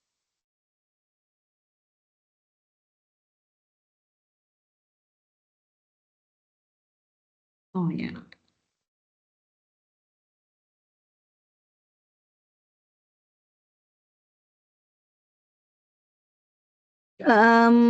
Saya tutup video aja, kayaknya sinyal saya kurang stabil. Oh iya, oke Ustazah, nggak apa-apa. Ya, tapi fotonya foto suami saya itu ya. Karena ini Aman Ustazah. tabletnya dia. Mhm. Iya, oke. Kak Arwa Baik. Vinda mau nanya langsung nggak nih? Boleh on cam Ya. dan on mic? Baik. Kak Arwa Vindanara masih ada nggak ya? Atau izin saya bacakan ya Ustazah ya untuk pertanyaannya ya? Iya. Silakan. Dan nanya, Ustazah, kalau pakai parfum karena untuk pelengkap penampilan dan supaya fresh untuk diri sendiri, berarti boleh ya? Gimana? Boleh. Apalagi kalau mau ngantor setelah masak sarapan pagi, bajunya udah keburu bau bawang, Bu. Kasian yang di kantor nanti nggak betah kalau kita nggak pakai parfum. Apalagi yang ke kantor misalnya naik kendaraan yang berdesak-desakan, entah itu di LRT, MRT, busway, kereta komuter lain segala macamnya. Kebayang nggak kita itu mungkin bau badannya bukan dari badan kita, tapi dari kanan kiri dan kita berdesak-desakan udah kecampur sama bau keringat orang ya. Sampai di kantor kita semprotkan ke badan kita, ke baju kita, untuk menyamarkan aroma-aroma yang kurang sedap tadi di kereta misalnya. Itu kan tidak masalah. Yang masalah kayak tadi, wah ada cowok tuh lagi pada ngumpul, godain semprot, datang ke situ. Ada yang diincer gitu loh. Nah itu yang tidak diperbolehkan. Atau mau ngedate nih sama pacar, biar pacarnya semakin mabuk kepayang disemprot. Itu ya, nah itu juga yang nggak diperbolehkan. Kira-kira intinya kalau misalnya untuk menggait laki-laki yang belum halal buat dia, itulah yang tidak diperbolehkan. Baik. Oke, Masya Allah. Sudah menjawab ya Kak Arla Vinda. Mungkin ada yang mau nanya langsung nih sama Ustazah. Nanti silakan langsung raise hand ya, sahabat muslim semuanya.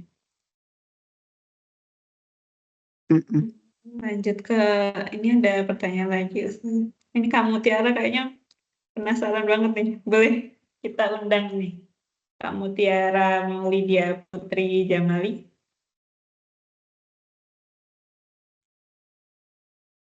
Izin, Silakan. Assalamualaikum warahmatullahi wabarakatuh. Mohon maaf nggak bisa on cam juga Ustazah. Mau tanya ini Iya. Ustazah, ada yang sebenarnya sudah saya chat, ada sekitar 2 pertanyaan. Pertama, yang kalau di klinik-klinik kecantikan itu sekarang lagi tren itu DNA salmon, lash filler, brow bomber, itu gimana Ustazah terkait itu? Dan Mhm.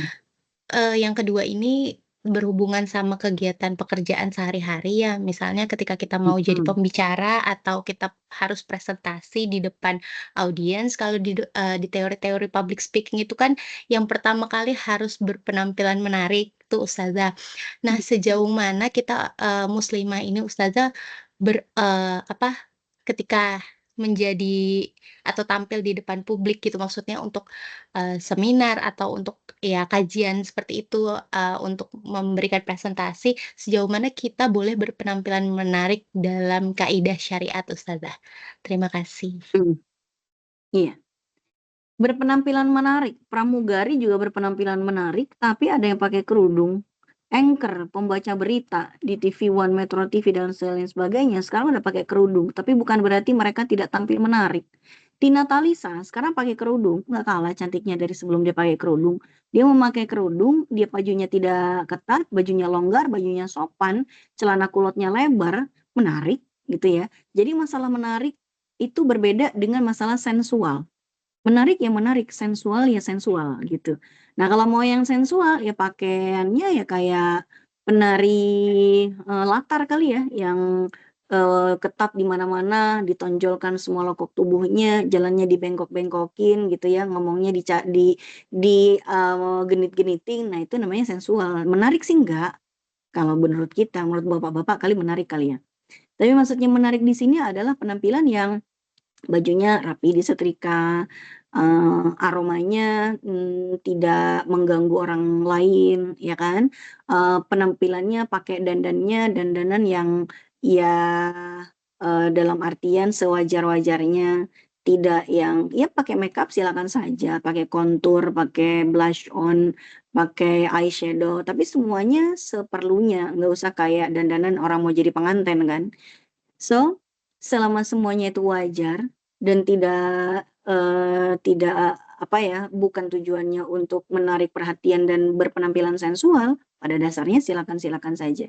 Karena standar menarik itu tidak harus sensual dan sensual itu tidak semuanya menarik. Kira-kira seperti itu. So, pakai bajunya tidak menerawang, bajunya tidak ketat ya, tetap longgar, mau pakai rok panjang bisa, mau pakai gamis yang dipadukan dengan blazer bisa, mau dipakein kulot yang lebar bisa, silakan-silakan saja. Mau pakai sepatu kets, mau pakai sepatu high heel, mau pakai sendal flat, mau pakai kerudung pasmina, mau pakai kerudung segitiga, mau segi empat, bergo, silakan atur semuanya selama penampilannya wajar dan tetap menarik, menarik dan tetap tidak sensual dan tidak tabarruj, silakan-silakan saja. Baik. Gimana Kak Mutiara sudah menjawab ya untuk pertanyaan pertama? Iya, yang DNA salmon, lash filler, brow Nah bomber. Oh iya, iya. yang kedua. Iya, penawaran-penawaran seperti itu sebetulnya gini, adakah unsur yang terlarang di dalamnya? Itu dulu. Kira-kira ketika kita suntik DNA salmon, apakah ada unsur yang membuat kita jadi terharamkan melakukannya atau tidak? DNA salmon itu kan salah satu jenis dari skin booster sebetulnya. Nah, skin booster itu pertama, bahannya halal apa enggak? Berbahan najis atau enggak? Jamaah sekalian, DNA salmon itu bukan berarti kita disuntik terus kita jadi salmon ya, enggak. Enggak. Jadi ketika disuntikan di wajah nanti ada gelembung paling hilang selama 3 hari terus wajahnya tuh jadi glowing gitu ya. Nah, jadi selama bahannya itu pertama tidak najis, bahannya berbahan halal, kedua dilakukan oleh orang yang profesional yang punya wewenang untuk melakukannya seperti dokter estetik misalnya. Kemudian, apalagi, tidak mengandung sesuatu yang mentato, dia tidak mentato, dia tidak mengerik alis, dia tidak, memangkur gigi. Kemudian yang terakhir, mengubah permanen atau tidak. DNA salmon itu bukan tindakan mengubah, dia tindakan merawat. Maka orang-orang yang wajahnya itu punya tekstur gara-gara sering ngopekin jerawat, ya kan? Atau sering kena jerawat batu dan lain sebagainya, sehingga wajahnya itu ingin diperbaiki, dimuluskan, itu silakan saja. Bahkan kalau kita nanti baca di keterangan fatwa MUI tentang tarik benang pun kalau tujuannya merawat bukan mengubah, itu diperbolehkan sama MUI. Apa bedanya merawat sama mengubah? Mengubah tuh gini, kita pakai tanam benang, dipakai di area hidung, ditarik biar bentuknya itu jadi makin ke atas, jadi mancung, ya. Atau misalnya kita narik tarik benangnya itu untuk biar bibirnya itu jadi lebih sensual, atau matanya tuh jadi lebih belok, atau pipinya jadi lebih tirus diangkatin ke atas, jadi yang tadinya wajahnya berbentuk oval jadinya berbentuk V. Karena ditarik gitu ya pipinya ke atas, itu kan mengubah shape wajah, itu mengubah nggak boleh. Tapi kalau merawat, tanam benang itu diperbolehkan sama MUI. Contoh misalnya ada keriput, atau udah turun, pipinya turun nih, kulit pipinya itu ditarik ke atas sehingga seperti memperbaiki seperti usia 5 tahun yang lalu. Itu diperbolehkan sama MUI. Tapi bentuk wajahnya nggak berubah. Wajahnya ya tetap mau bentuk O, mau oval ya oval, mau kotak ya kotak. Hanya keriputnya saja yang ditarik ke atas, tapi tidak mengubah shape wajahnya, itu diperbolehkan.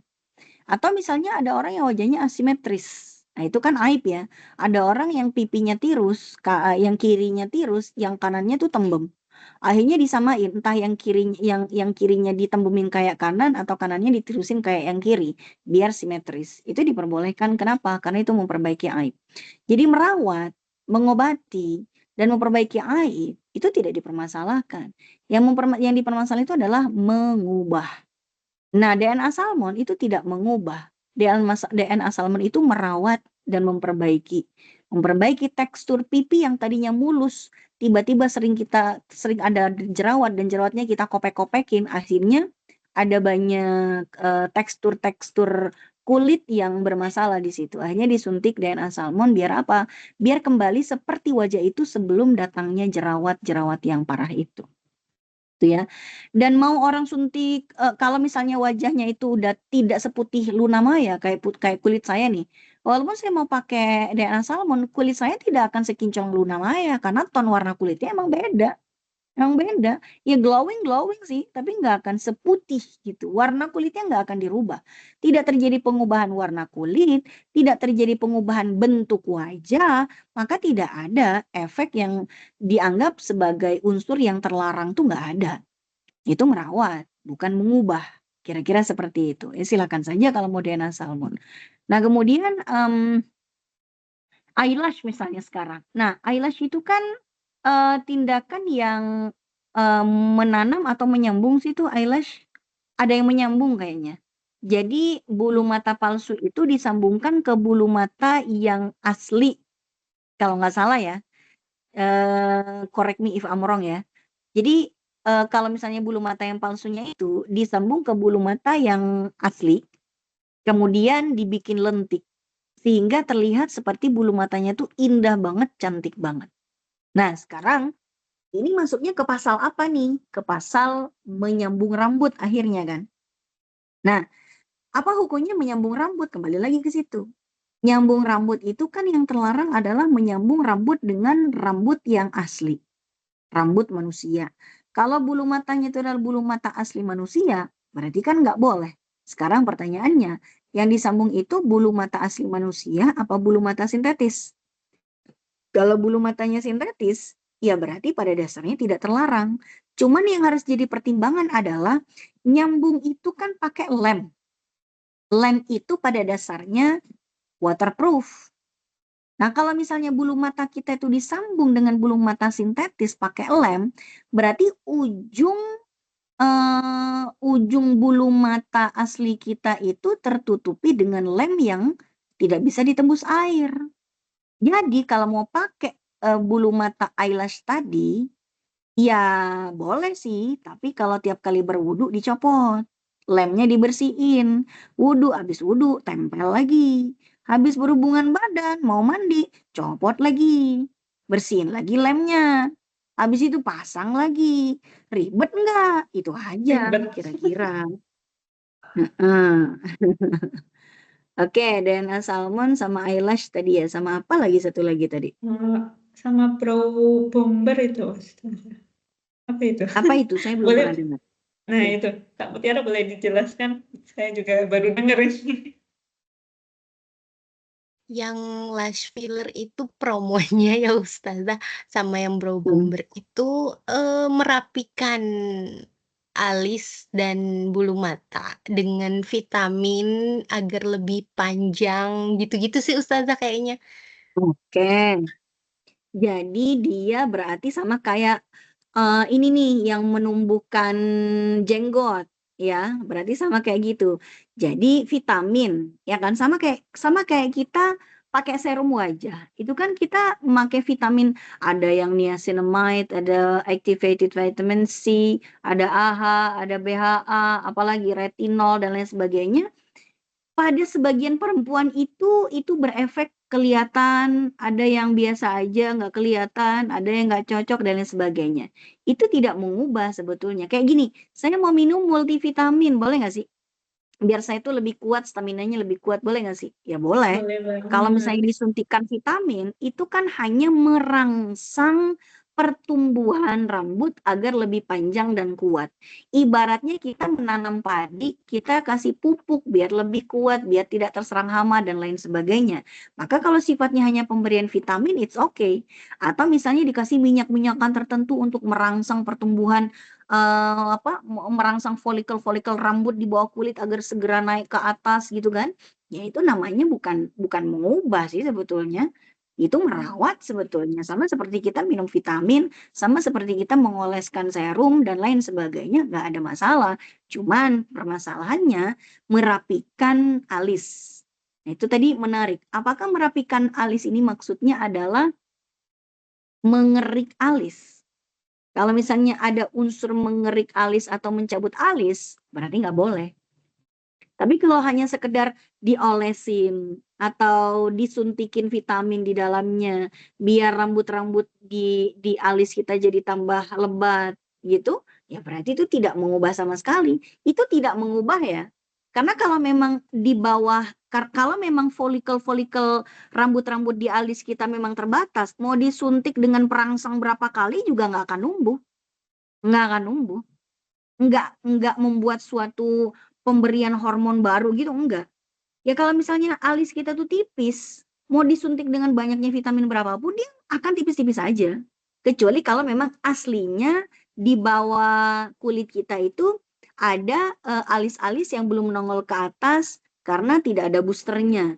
Akhirnya kita suntik dengan booster biar dia nongol ke atas. Nah, itu bukan mengubah kan? Itu hanya memancing rambut yang tadinya nggak tumbuh, yang ada di bawah, dipancing biar segera ke atas. Sama kayak kita mau mancing di kolam. Mau kita beli umpan sebanyak apapun, kalau di kolamnya nggak ada ikan, nggak akan kita dapat ikan. Gitu loh. Tapi kalau misalnya kita mancing nggak dapat ikan, padahal ikannya banyak nih. Akhirnya kita ambil umpan yang begitu menarik. Dapat deh gitu kan, kira-kira seperti itu. Setelah itu tidak mengubah sebetulnya, hanya merangsang pertumbuhan alis agar lebih cepat karena menyentuh langsung ke folikel-folikel yang ada di bawah. Sama seperti kita melakukan hair removal di betis misalnya. Misalnya bulu kakinya itu lebat, nggak pede. Lalu kita ingin melakukan hair removal. Itu kan nanti pakai IPL. IPL itu apa sih? Kayak ada cahaya gitu kan, cahaya yang disentuhkan, itu kan cahaya itu dihantarkan sampai ke folikel-folikel bulu di bawah, sehingga apa? Kayak dia ngajak ngomong sama rambutnya, lu numbuhnya jangan cepet-cepet dong, gitu loh. Gitu ya. Jadi itu tidak mengubah sebetulnya, hanya memperlambat pertumbuhan rambut, tapi tidak membuat suatu hormon baru yang membuat tiba-tiba rambutnya nggak akan keluar lagi, itu enggak. Hanya memperlambat pertumbuhan rambut di kaki biar tidak cepat-cepat tumbuh. Tapi tidak mengubah apapun. Hanya memperlambat tubuhnya. Kira-kira seperti itu. Baik. Gimana Kak Mutiara udah menjawab ya Kak ya? Sudah, Ya, jazakillah khair Ustazah. Masya Allah. Dan sama-sama. boleh nyambung yang IPL tadi nggak Ustazah? Kalau IPL berarti kan kalau yang untuk ketiak kan sunnahnya dicukur ya Ustazah ya? Nah itu kan ada Kalau IPL yang teknologi hair removal yang di ketiak ya, itu boleh berarti ya Ustaz? itu kan itu tidak mengubah apapun. Mhm. Dia itu hanya memperlambat pertumbuhan rambut di ketiak.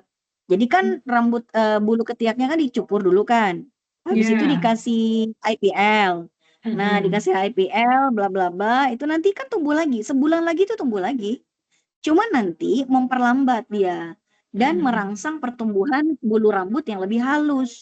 Tapi bukan berarti menutup pintu kelenjar yang membuat rambut nggak bisa tumbuh lagi tuh enggak.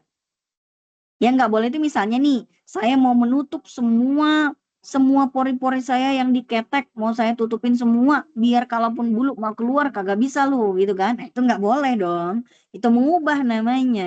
Menutup tempat pertumbuhan rambut sama sekali jadi nggak boleh, nggak baik juga buat kesehatan. iya, Jadi IPL itu hanya memperlambat tumbuhnya rambut dan merangsang agar bulu-bulu yang nanti tetap akan tumbuh itu menjadi lebih halus. Jadi tidak ada perubahan apapun sebetulnya, gitu loh.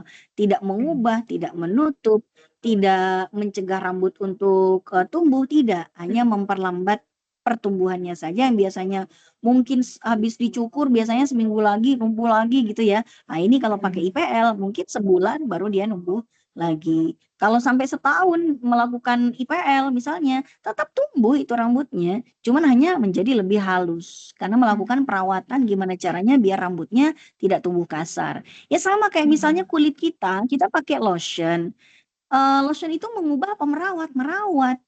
Ya mhm, tetap tetap kita punya kulit sebetulnya, cuman kulitnya jadi lebih halus dengan apa namanya, dengan moisturizer yang tertentu membuat kulit kita menjadi lebih halus dari yang sebelumnya. Tapi tidak ada perubahan apapun, mhm, kulit ya tetap kulit, warnanya tetap segitu, teksturnya juga segitu, hanya saja lebih halus dari orang-orang yang jarang pakai lotion, kira-kira demikian. oke, terima kasih Ustazah untuk jawabannya. Ini ada pertanyaan lagi Ustazah dari Kak Katrina Oktarini. Ustazah, batas menindik yang diperbolehkan itu seperti apa ya Ustazah? Menindiknya. Menindik itu menindik itu nggak ada unsur larangannya sebetulnya. Jadi kita sudah sampaikan bahwa segala sesuatu itu hukumnya boleh kecuali ada dalil yang mengharamkannya. Tadi yang dilarang Mhm. tentang mendidik itu nggak ada Berarti kalau larangannya. Dalam sampai artian berturut di hidung itu boleh ya Ustazah? Di hidung gitu orang-orang terus di India, orang-orang Pakistan, orang-orang mhm, Muslimah di Pakistan itu kalau nggak nindik hidung itu aneh, karena itu budaya mereka. iya iya, Apalagi kalau misalnya mereka mau menikah, nikah kok nggak nindik hidung? Ya kayak gini loh, orang nikah di oke, Indonesia, tapi mhm, dia tuh nggak pakai dia orang Jawa. Kok mhm, nikahnya nggak pakai paes sih gitu loh. Di jidatnya kok nggak ada paes itemnya sih? Aneh nggak sih? mhm, Aneh, artinya tidak dianggap menghormati budaya. Maka orang-orang Pakistan kalau nikah nggak nindik hidung, nggak dipakein anting di hidungnya, ya mhm, itu dianggap tidak menghormati budayanya. Dan memang tidak ada larangannya menindik hidung. Pertama, ada nggak di hadis Nabi yang mengatakan jangan nindik? Nggak ada. iya, Terus ada unsur apanya? Ada unsur mencabut alis? Nggak ada. Mengubah secara permanen? Nggak ada. Mentato? Nggak ada. Terus menyambung mhm, rambut? Nggak ada. Nggak ada unsur apapun yang mengharamkan di situ gitu loh. Tapi kalau menyakiti misalnya diri bahaya, sendiri ya mungkin Ustazah. enggak. Iya, memang itu menyakiti diri sendiri. Buat orang Pakistan itu tindakan yang bukan menyakiti. Kenapa? Mmm, Karena kulit menjunjung hidung itu, budaya, ya, jadi kulit hidung itu sama dengan kulit kuping sebetulnya. mhm, Sangat-sangat sedikit mmm, sekali dialiri oleh pembuluh darah, ya kan? Pembuluh darahnya sangat sedikit di situ, di kulit hidung sama di cuping hidung sama, daun telinga. Itu kan aliran, pembuluh darahnya itu sangat minim, sehingga kalaupun ditindik, tidak akan terjadi perdarahan yang hebat di situ. Kecuali kalau misalnya nih, yang ditindik apa nih, yang ditindik nih, apa ya yang ditindik yang kira-kira bakalan banyak lidah nih, alis nih, alis di ditindik. halus, Itu mhm, bakalan banyak darah yang keluar, kenapa? Dilalui pembuluh darah yang banyak, di pelipis. Itu juga banyak. Lidah itu nggak banyak pembuluh darahnya lidah. Jadi kalau lidah ditindik nggak ada perdarahan, tapi itu tuh menyakiti diri sendiri apa enggak? Kalau makan dia sendiri jadi bermasalah apa enggak? Apalagi kalau misalnya tidak steril, dimakan ada makanan nyangkut di situ, kan ada madorotnya akhirnya. Tapi Iya. kalau orang nindik di hidung, kalau hidung ada madorotnya enggak? Jadi nindik hidung sama nindik telinga pada dasarnya sama aja sebetulnya, hanya masalah kelaziman adat. Orang Indonesia kalau ada yang nindik hidung dianggap sebagai orang cewek nakal.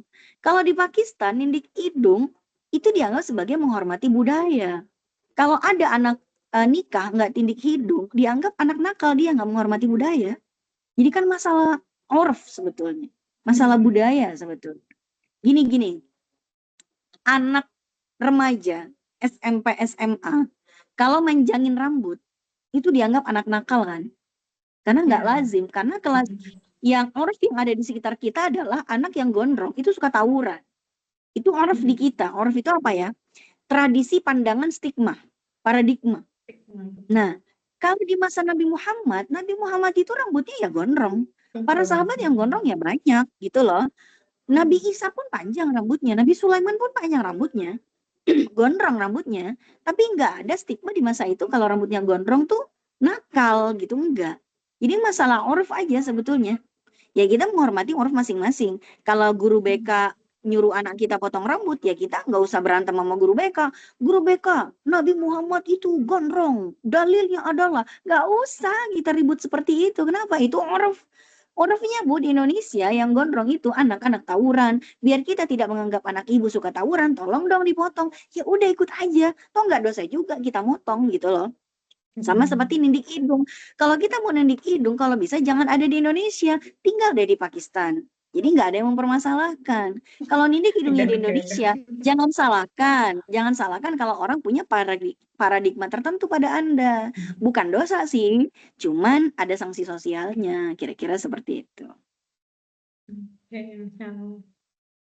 Insya Allah menjawab ya Kak Katrina. Nah, ini dari Kak Sista Syari Fatunisa. Mau nanya langsung ke Ustazah atau enggak, Kak? Masih ada nggak nih orangnya? Kak Sista Syari.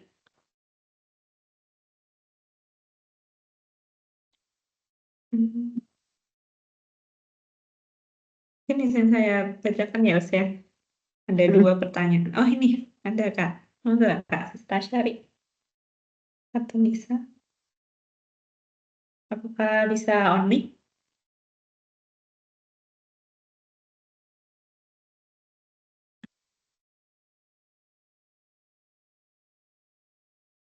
Sepertinya sedang terkendala ya Ustaz ya. Mungkin saya izin bacakan pertanyaannya ya Ustaz ya. Yang pertama, sekarang ini kan banyak produk-produk make up dengan klaim waterproof. Apakah setiap kali akan berwudu sebelum melaksanakan sholat diwajibkan untuk menghapus make up terlebih dahulu? Kemudian yang kedua, atau mungkin satu-satu dulu aja ya Ustaz? Atau langsung aja? Ya. Kosmetik yang waterproof itu dihapusnya bukan sebelum sholat, tapi sebelum wudhu. Oh iya. Jadi kalau ada orang berwudhu, habis wudhu dia dandan waterproof, habis itu sholat, silahkan. Karena yang dipermasalahkan bukan untuk sholatnya, tapi untuk wudhunya. Ya. Kenapa bermasalah? Karena air tidak membasahi kulit pada saat terjadinya wudhu. Padahal pada saat berwudhu, air itu harus menyentuh kulit pori-porinya langsung. So, kalau kita menggunakan misalnya makeup yang waterproof seperti eyeliner, maskara, atau apapun, kadang-kadang lipstick yang matte ya, itu juga kadang-kadang harus kita hapus juga karena terlalu nempel banget, apalagi kalau di-apply berkali-kali. Habis makan gorengan dikit di-apply lagi, habis minum pakai sedotan di-apply lagi. Akhirnya, nah, apalagi ada beberapa lipstick yang melapisi. Melapisi itu yang betul-betul melapisi bibir sehingga bibir itu terkendala untuk terbasahi dengan air pada saat berwudu. Maka di-remove hiasan-hiasan yang waterproof seperti itu, bisa di-remove entah itu pakai makeup remover atau pakai micellar water baru dia berwudu atau pakai tisu basah. Nah, jadi masalahnya bukan sebelum sholatnya, tapi sebelum wudunya. Oke, berikutnya. Kalau acne patch gitu berarti dilepas juga ya Ustaznya? Lepas dong, karena acne patch itu kan menutupin kulit. Nah, itu malah lebih parah daripada makeup waterproof. Karena Makeup beneran ya. itu benda sesuatu yang nutup kayak stiker ya kan. Jadi memang itu dilepas dulu baru berwudu, habis berwudu mau dipasang lagi silakan aja. Sama kayak misalnya pakai bulu mata palsu tadi ya. Mau itu eyelash atau bulu mata palsu kan sama-sama pakai lem. Lem itu kita tahu semua bahwa lem itu adalah waterproof. Nah, kalau waterproof berarti kita harus remove baru kemudian kita berwudu. Habis berwudu mau touch up lagi ya silakan aja. Nanti walaupun make up-nya berlogo halal gitu Ustazah, berarti tetap dihapus dulu ya? Pertanyaannya logo halal itu maksudnya apa? Apakah kalau halal bisa ditembus air? Enggak kan? Logo halal itu kan maksudnya berbahan tidak najis. Saya mau nanya, tahu lakban nggak? Isolatif. Iya, Itu halal nggak? halal. Halal kan? Halal dong. Kalau saya menutupi muka saya pakai lakban, terus saya wudu, sah nggak wudu saya? Sah nggak? Enggak, Kenapa? karena tertutupi. Iya, padahal halal kan? Iya. Nah, itu dia maksudnya. Jadi halal itu maksudnya bisa ditebus air apa bukan? Oh bukan, halal itu maksudnya berbahan tidak najis, itu aja. Tapi dia tidak menjamin bisa ditembus air atau tidak. Sama seperti kutek. Kuteknya halal. Tidak bermasalah dipakai pada saat sholat. Iya, memang tidak masalah dipakai saat sholat. Tapi kalau wudhu bisa ditembus air apa enggak? Kan itu pertanyaannya. Kalau memang bisa ditembus sama air, oke lah. Tapi kalau enggak, ya jangan dipakai. Karena dia melapisi kuku. Kalau melapisi kuku, berarti kukunya nanti tidak basah dengan air. Kira-kira seperti itu. So, kita harus lebih teliti, bukan hanya sekedar halal dan tidak halal, tapi bisa ditembus air atau tidak. Oke. Untuk pertanyaan kedua, Ustazah, mengenai parfum bagi wanita, tadi dikatakan yang nampak warnanya namun samar wanginya. Apakah wangi yang dimaksud seperti wangi-wangi yang ada parfum Arab? Karena banyak parfum yang beredar di pasaran Indonesia, wanginya lumayan menyengat. Iya. Kalau wangi yang terlalu menyengat, itu pakainya sedikit aja. Kalau misalnya tidak terlalu menyengat, misalnya aromanya aroma bunga-bunga, ya agak banyak nggak apa-apa. Tapi kalau yang terlalu menyengat, pakainya dikit aja. Disemprot sekali, 2 kali cukup, nggak usah serot sampai setengah botol gitu ya. Itu juga nanti orang jadi nggak betah juga ada di samping dia. Jadi kalau menyengat, yang kita akalin itu adalah jumlahnya. Atau cukup saja kalau misalnya parfum Arab itu biasanya bukan untuk disemprotkan ke pakaian sebetulnya. Tapi untuk disemprotkan ke leher, ke tangan, kemudian taruh di leher. Biasanya untuk badan, bukan untuk baju. Kalau yang untuk baju biasanya orang-orang Arab itu pakainya bukhur. Jadi kayu-kayu gaharu yang dibakar, ya itu namanya bukhur. Lalu asapnya itu di atasnya itu ditaruhin baju. Jadi asapnya yang wangi itu terserap ke serat-serat kainnya pakaian dan pakaian itu jadi wangi biasanya. So parfum-parfum Arab yang buat perempuan agak menyengat itu sebetulnya itu peruntukannya untuk kulit sebetulnya bukan untuk kain. Makanya agak menyengat karena apa? Karena mereka kalau udah menyemprotkan ke kulit kan mereka pakai bajunya gombrong banget berlapis-lapis. Ya memang harus menyengat. Kalau nggak menyengat setelah berlapis-lapis aromanya nggak akan tercium. Iya, tapi kalau misalnya kita mau pakai parfum Arab yang ke baju, ya semprotnya sedikit aja.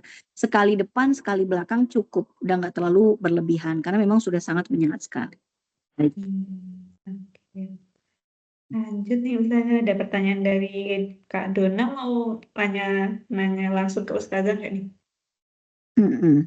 Dona Maulia? Pasti nanya. Nah, silakan Kak Dona. Suara saya masuk nggak? Masuk. Izin Ustazah, tadi kan di materi bahas ada mengenai rambut uban nih Ustazah. Dianjurkan kalau bisa jangan dicabut karena akan menjadi cahaya nanti ya gitu. Nah, bagaimana? Jadi ceritanya saya itu ada tanda lahir Ustazah di bagian kepala.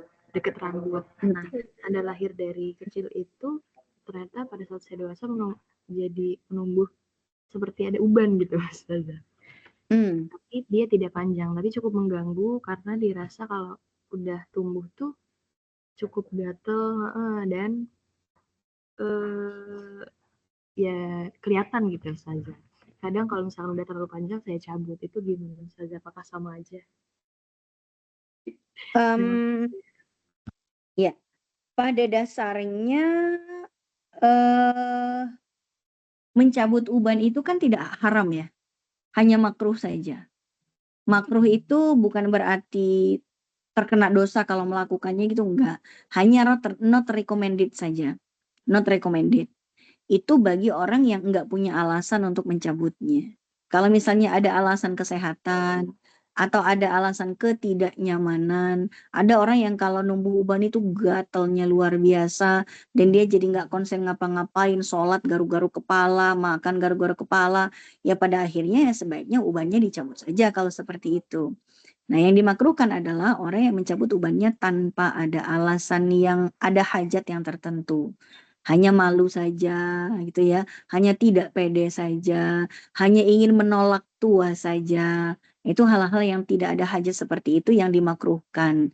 Kenapa? Karena tumbuhnya uban dalam keadaan Islam itu kan akan menjadi saksi bahwa kita menua dalam keadaan berislam. Dia akan menjadi cahaya di hari kiamat nanti. Tapi jika maslahatnya lebih besar untuk dicabut, ya dicabut saja. Apalagi kalau misalnya ada masalah kesehatan dan lain sebagainya dan lain sebagainya. Baik. Toh kalaupun kita atau saya maslahatnya tuh lebih bagus untuk nyabut uban, tapi nanti saya kehilangan cahaya dong. Ya cari cahaya yang lain. Contohnya apa? Menjaga wudhu, memperbaiki wudhu dan lain sebagainya itu juga termasuk salah satu ikhtiar kita untuk menambah cahaya yang akan terpancar dari badan kita nanti di hari kiamat. Gimana Kak Dona? Sudah menjawab? Masya Allah, sangat membantu. Terima kasih Ustazah. Sama-sama. Mungkin pertanyaan dari Kak Dona, pertanyaan terakhir ya Ustazah. Kita lanjutkan untuk berdoa bersama ya Ustazah. Untuk Oke, kita baik. bersama, mohon dari Ustazah ini untuk memimpin. Baik. Alhamdulillahirrabbilalamin, kajian kita sudah selesai pada hari ini. Mudah-mudahan kita semuanya dalam keridhaan Allah Subhanahu wa taala, semoga yang kita kaji hari ini bermanfaat untuk kita semua. Semoga Allah meridhai segala usaha dan upaya kita untuk tampil menarik, dan memang itu adalah fitrahnya seorang perempuan. Bahwa perempuan itu memang ingin tampil menarik, itulah kenapa tiap kali muncul jerawat kita udah uring-uringan ya, dan itu sangat amat wajar sekali. Maka selama kita tidak melanggar aturan yang ada, silakan kita rawat dengan sebaik-baiknya apa yang Allah berikan kepada kita ini. Mari kita berdoa, semoga Allah panjangkan umur kita, Allah sehatkan badan kita, Allah terima semua amal ibadah kita, Allah ampunkan segala dosa-dosa kita, dan Allah memberikan rizki yang cukup, yang halal serta berkah untuk kita semuanya. Bismillahirrahmanirrahim. Allahumma salli wa sallim ala Sayyidina Muhammad wa ala ali Sayyidina Muhammad. Hamda yuafi ni'amahu yukafi mazidah ya Rabbana lakal hamdu wa lakal syukru kama yanbaghi li jalali wajhikal karim wa 'azimi sultanik. Rabbana taqabbal minna salatana wa siyamana wa ruku'ana wa sujudana wa takhashu'ana wa tadarru'ana wa ta'abbudana wa tamim taqsirana ya Allah ya arhamar rahimin. Rabbana fa'na bima 'allamtana wa 'allimna ma yanfa'una warzuqna 'uluman tanfa'una. Rabbana atina fid dunya hasanah wa fil akhirati hasanah wa qina adzabannar. Subhana rabbika rabbil izzati amma yasifun wa salamun 'alal mursalin walhamdulillahi rabbil alamin. Amin amin ya rabbal alamin. Assalamualaikum warahmatullahi wabarakatuh. Waalaikumsalam warahmatullahi wabarakatuh. Alhamdulillah, terima kasih jazakillah khairan katsiran untuk Ustazah Aini. Dari pemaparannya tadi sangat daging ya Ustazah ya. Karena ini sangat lekat dengan kita wanita yang ingin selalu tampil cantik. Ya, untuk Ustazah Aini, apabila ada urusan yang akan dilanjutkan, diperkenankan untuk live meeting ya. Ya. Baik, terima kasih. Saya mohon izin pamit. Wassalamualaikum. Waalaikumsalam. Jangan lupa presensi Ustazah. Oh iya, Oke. baik. Assalamualaikum. Iya.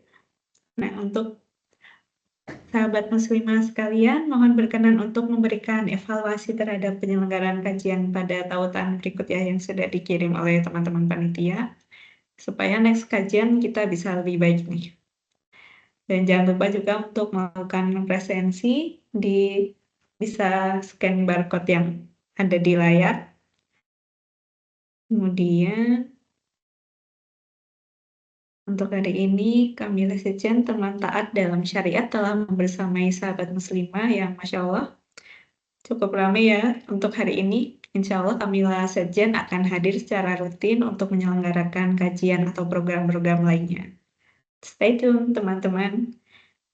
Dan jangan lupa untuk follow akun Instagram di @kamila.sejen untuk informasi terbaru.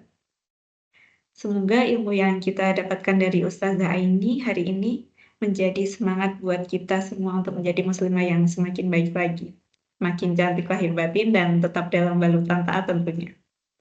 Dan semoga ilmu yang kita dapatkan bermanfaat juga dapat menjadi pemberat amal di yaumul akhir nanti. Amin. Sebelum kita akhiri acara ini, mari kita renungkan kembali pesan yang telah disampaikan hari ini oleh Ustazah Aini. Dan kecantikan yang hakiki adalah saat kita dapat berbuat baik dan taat kepada ajaran Allah Subhanahu wa Ta'ala. Semoga kita semua dapat menerapkan nilai-nilai tersebut dalam kehidupan sehari-hari.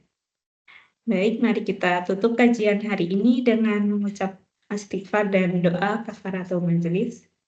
Astagfirullahaladzim. Subhanakallahumma wa bihamdika asyhadu an la ilaha illa anta astaghfiruka wa atubu ilaik. Jazakumullah khairan katsiran untuk sahabat muslimah semuanya yang telah hadir dari awal sampai akhir nih, Masya Allah. Saya pamit undur diri bersama teman-teman dan panitia dari Kamila Sejen mengucapkan terima kasih dan mohon maaf yang setulus-tulusnya apabila ada yang kurang berkenan. Wassalamualaikum warahmatullahi wabarakatuh.